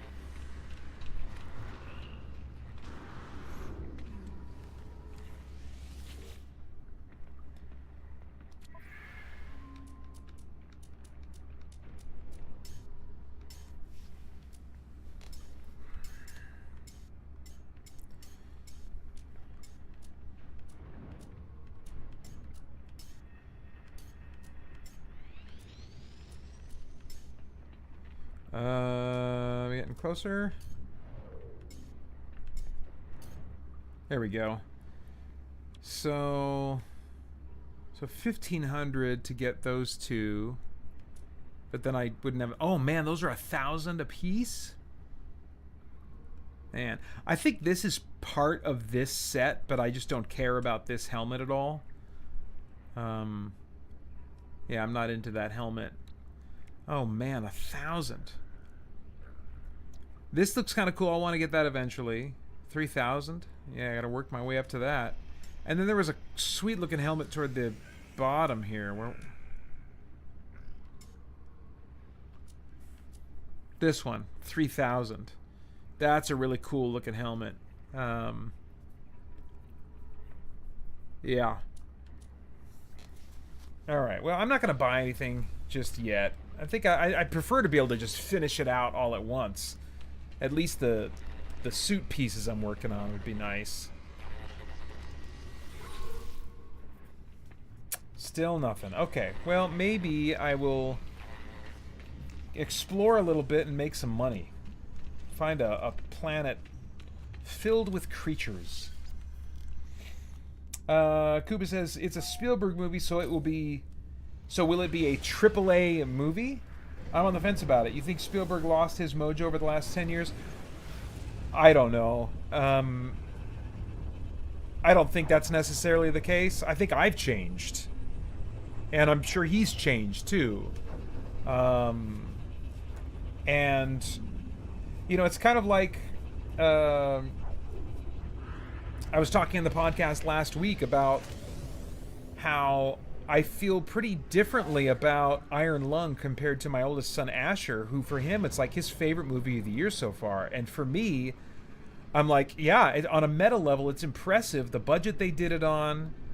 And I remember back in the day when sci-fi and fantasy movies just were not as common. You know, it was like nerdy stuff. They were not mainstream like they are today.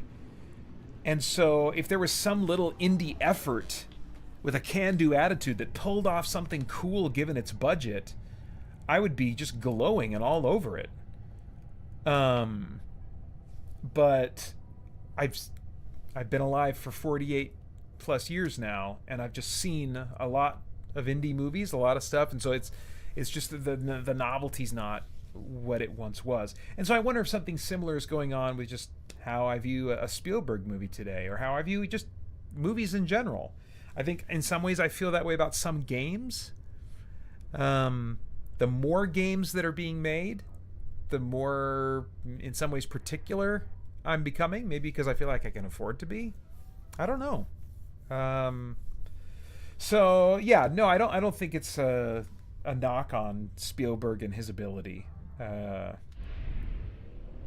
It's just where it's at. It's like these days, it's not necessarily going to be a shoo-in that I'm going to love a Spielberg movie or really look at it and think, wow, that was great filmmaking or whatever, you know.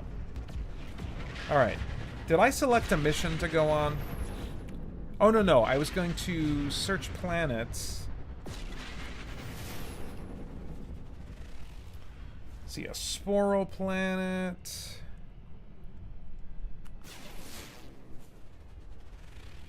Oh, tropical. Okay, so odds are decent. Odds are decent that we'll get a variety of life here that I can scan and cash in.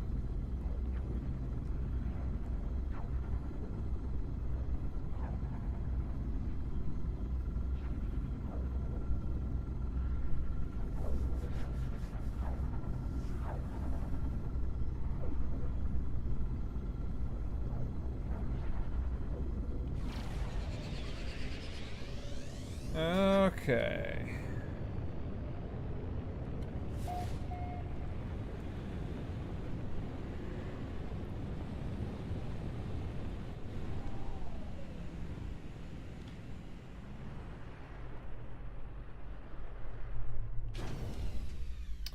Alright, let's have a look-see. Okay, good. Fauna full. Full of fauna. So, while they are loading in, because usually it takes a minute of standing there, and then in the places you're not looking, creatures start to emerge. All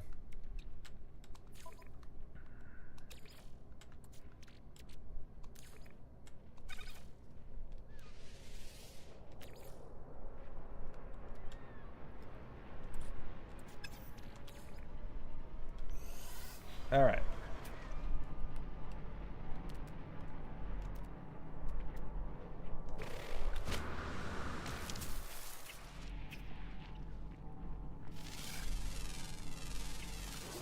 $14 million.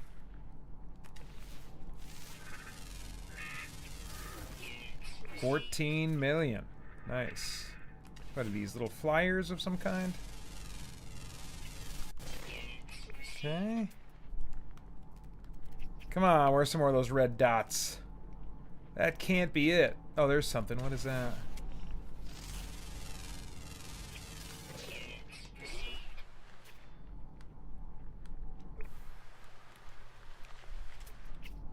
Man, a bunch of those guys.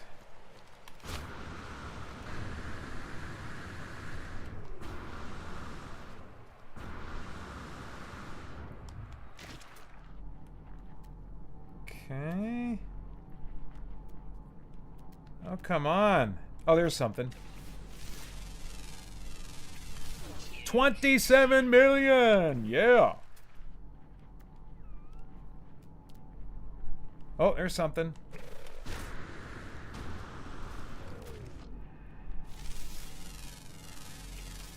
$14 million.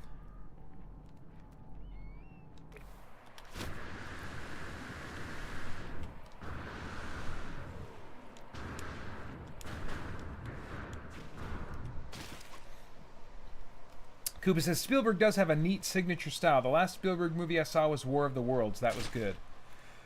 Oh, I forgot that he did that one. I need to watch that again. I need to watch that again.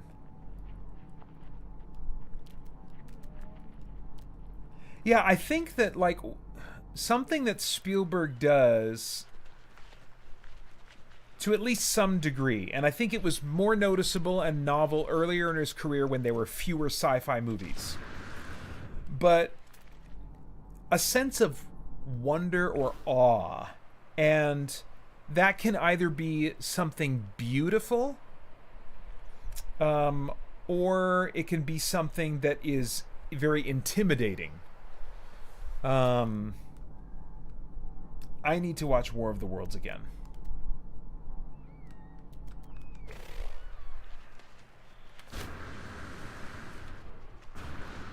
I don't remember what I thought of that movie.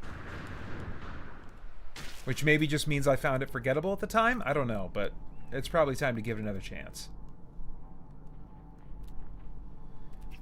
Well, do I need to go underground to find more? Let's see if I got any indication yet in my log of how many creatures I found. Oh, 6 out of 7. So the variety isn't super huge. There's mostly just they're frequently seen. Okay.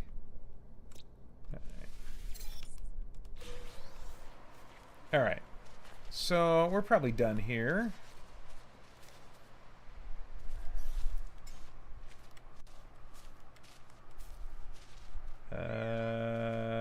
Hello. Oh, there was green for a second there. There we go.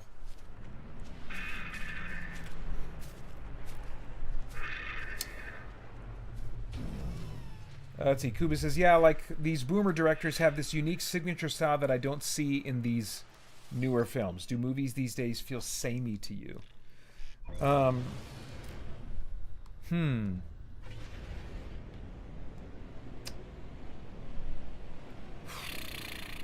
Well, I mean, the easy answer, and I feel like I'm beating a dead horse by saying this, but it does answer your question. Movies, yes, feel very samey to me in the geek market that is owned or influenced by Disney. With it started with the MCU. It all freaking started with Iron Man. Great movie. But then they tried to recapture lightning in a bottle, and the humor felt to some degree forced after that in everything that I saw, at least compared to Iron Man. I think I was sensitive to it before most others were, and now with where we are now, I'm hearing a lot of people saying, as a general comment, what about Marvel movies, what I was starting to notice already in Iron Man 2. And then when Star Wars, the first Star Wars, the Disney Star Wars movie came out, and I noticed some tonal stuff, I was like, huh, this is Star Wars. It's not Marvel, but they're doing this jokey thing that feels like Marvel. And then you saw basically Warner Brothers flinched, Warner Brothers blinked, and they didn't really stick to the tone that was set by Zack Snyder from Man of Steel. And whether you like that tone or not, I can respect. But it was at least different from what MCU and Disney Star Wars were doing.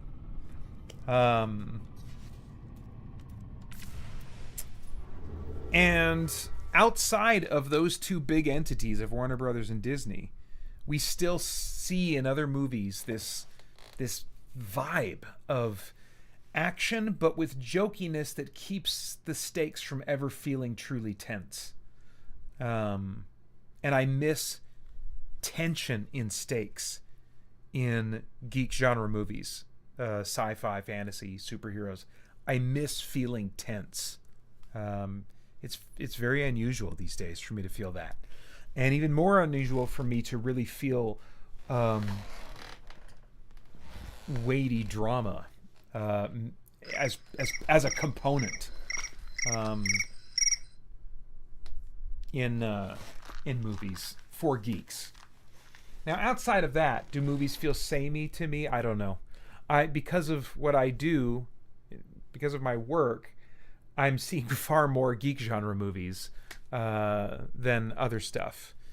So I guess I don't know how to answer that question when widening out and looking at other genres, but that's what I would say. All right. I got to take my melatonin now. 8:50 every night. I take my melatonin because I have a mind that does not settle down easily. It's thinking, noodling on things. And I found that melatonin helps to kind of like settle me down. And then about an hour from now is when I'll take Benadryl to finish the job. Otherwise, I'll just noodle on things. I'll stay up too late, feel crappy the next day. All right.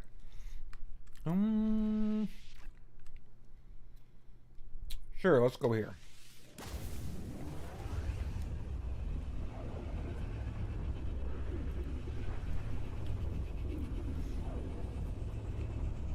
And I think before I explore too much in this system, I will check the anomaly. Just in case. Just in case that was a fluke, that there wasn't a Quicksilver mission.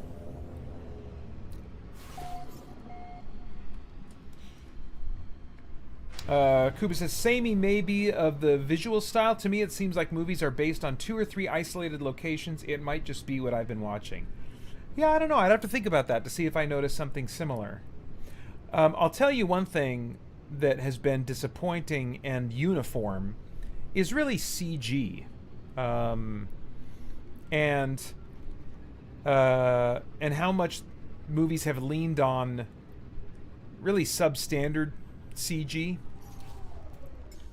I think as the technology has gotten better, they've mostly used it to get the job done faster, not more convincingly. And I mean, we just haven't seen the same kind of progression and quality of CG as we saw in the first 10 to 15 years after the original Jurassic Park, for example.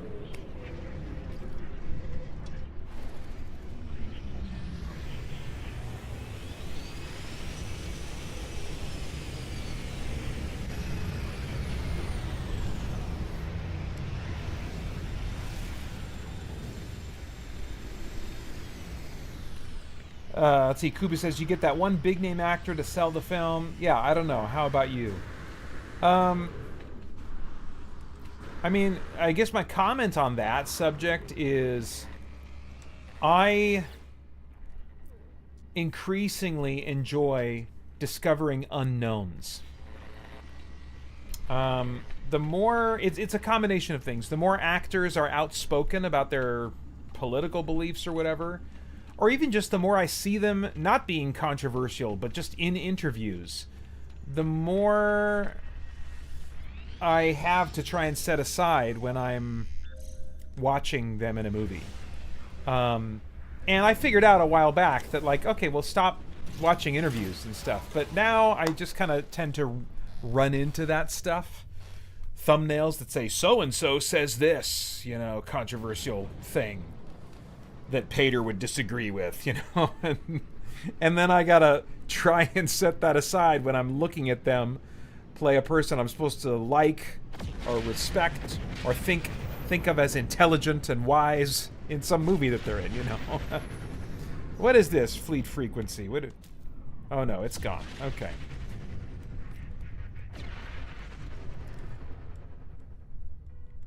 But, you know, I think for that to change, endless morass. Well, I don't want to go where the vile brood is. That always means, like, nasty creatures, but I am curious what endless morass means. I'm going to check out this planet.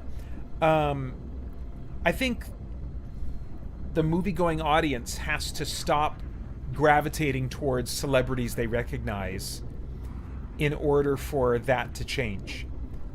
I mean, think about how many movies you've seen where you could look at the cast and say, they weren't necessarily cast because they would be the best actor for the job, the most convincing in that role.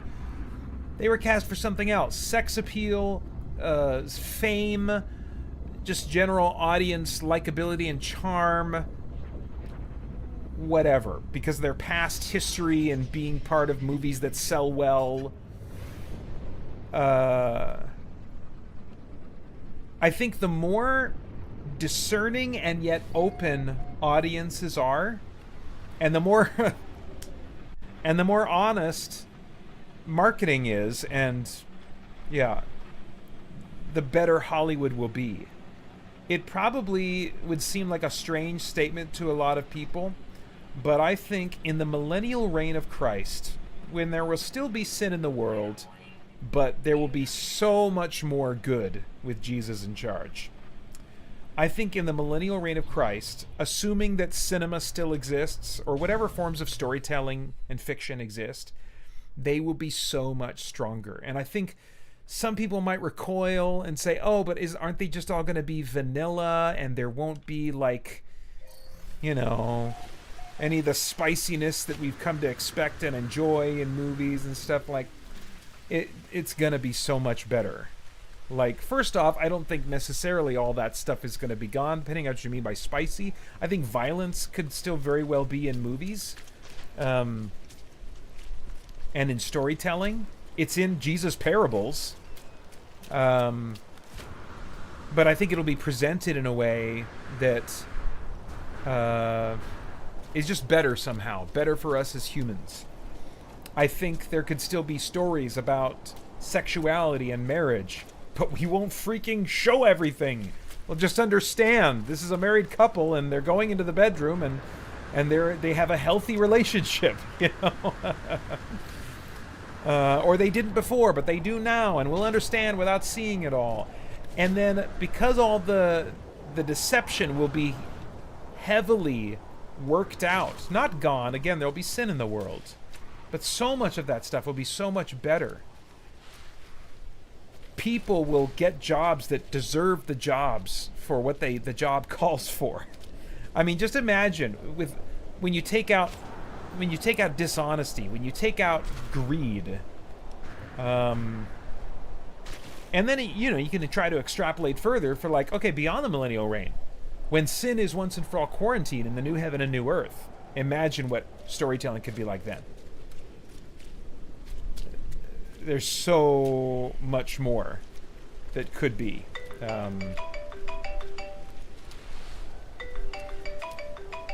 All right. Well, that's my timer to wrap things up. So let me get my ship here so that I don't kill myself by... Can I knock it? There we go.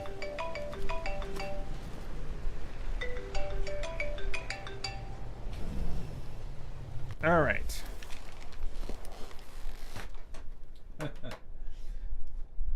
Let's see. Okay, let me cover just what you've put in here right now, Kuba. But if you drop anything new, I might not get to it because I got to wrap up here. What say you to the upcoming Resident Evil movie and Evil Dead Burn? Evil Dead Burn trailer made me laugh and feel sick at the same time. I'm curious, the last Evil Dead movie, it seemed to be leaning into a more serious, actually trying to scare me vibe than the classic Evil Dead movies, and I would prefer that. I would prefer something that is actually trying to scare or disturb me.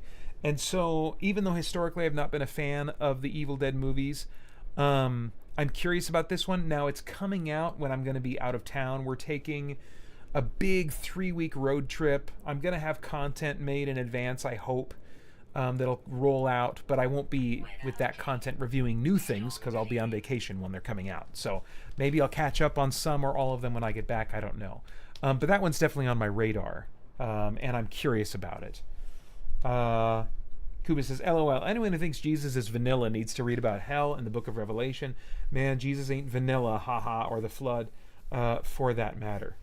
Yeah, I mean, there are some heavy, weighty things, both real and in a form of fiction, in the form of the parables, that, I mean, there are times when we need to think about weighty things, whether that's weighty things in the real world or weighty things in the real world that a parallel in fiction can make us ponder in a way that is good for us, I mean, the book of Ecclesiastes, I think, said that the heart of the wise is in the house of mourning, and the heart of fools is in the house of feasting. It's better to go to the house of mourning than to the house of feasting, for the living will lay it to heart, and by sadness of face, the heart is made glad. So there's something that is good for us, and ultimately for our good, ultimately for a more deepening and lasting joy that comes from sitting in heavy realities. So yeah, I'm absolutely with you, Kuba. And then lastly, Kuba says, the Bible doesn't stray away from blood, violence, and gore, but there's usually a cautionary tale around it. Yeah. And I think that's the same way that we ought to look at those kinds of things in fiction.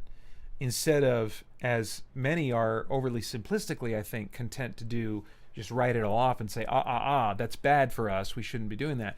Instead, consider, well, how is it being used? And what is the takeaway in my heart? What are the feelings I'm having in the moment? And what's the takeaway as I come away from the experience?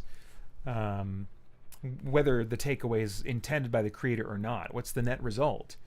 And evaluate it on those terms, which is something I try to do. But anyway, Kuba and everybody else who jumped into the chat, thank you so much for being here, hanging out with me. This was a good time. But now it's time to say goodbye. Hope you had fun as much as I, though sad in parting now. It's something we allow, for in his love we take away the promise that we'll meet someday. All right. Love you guys. That's all for me. Have a good night. Talk to you later.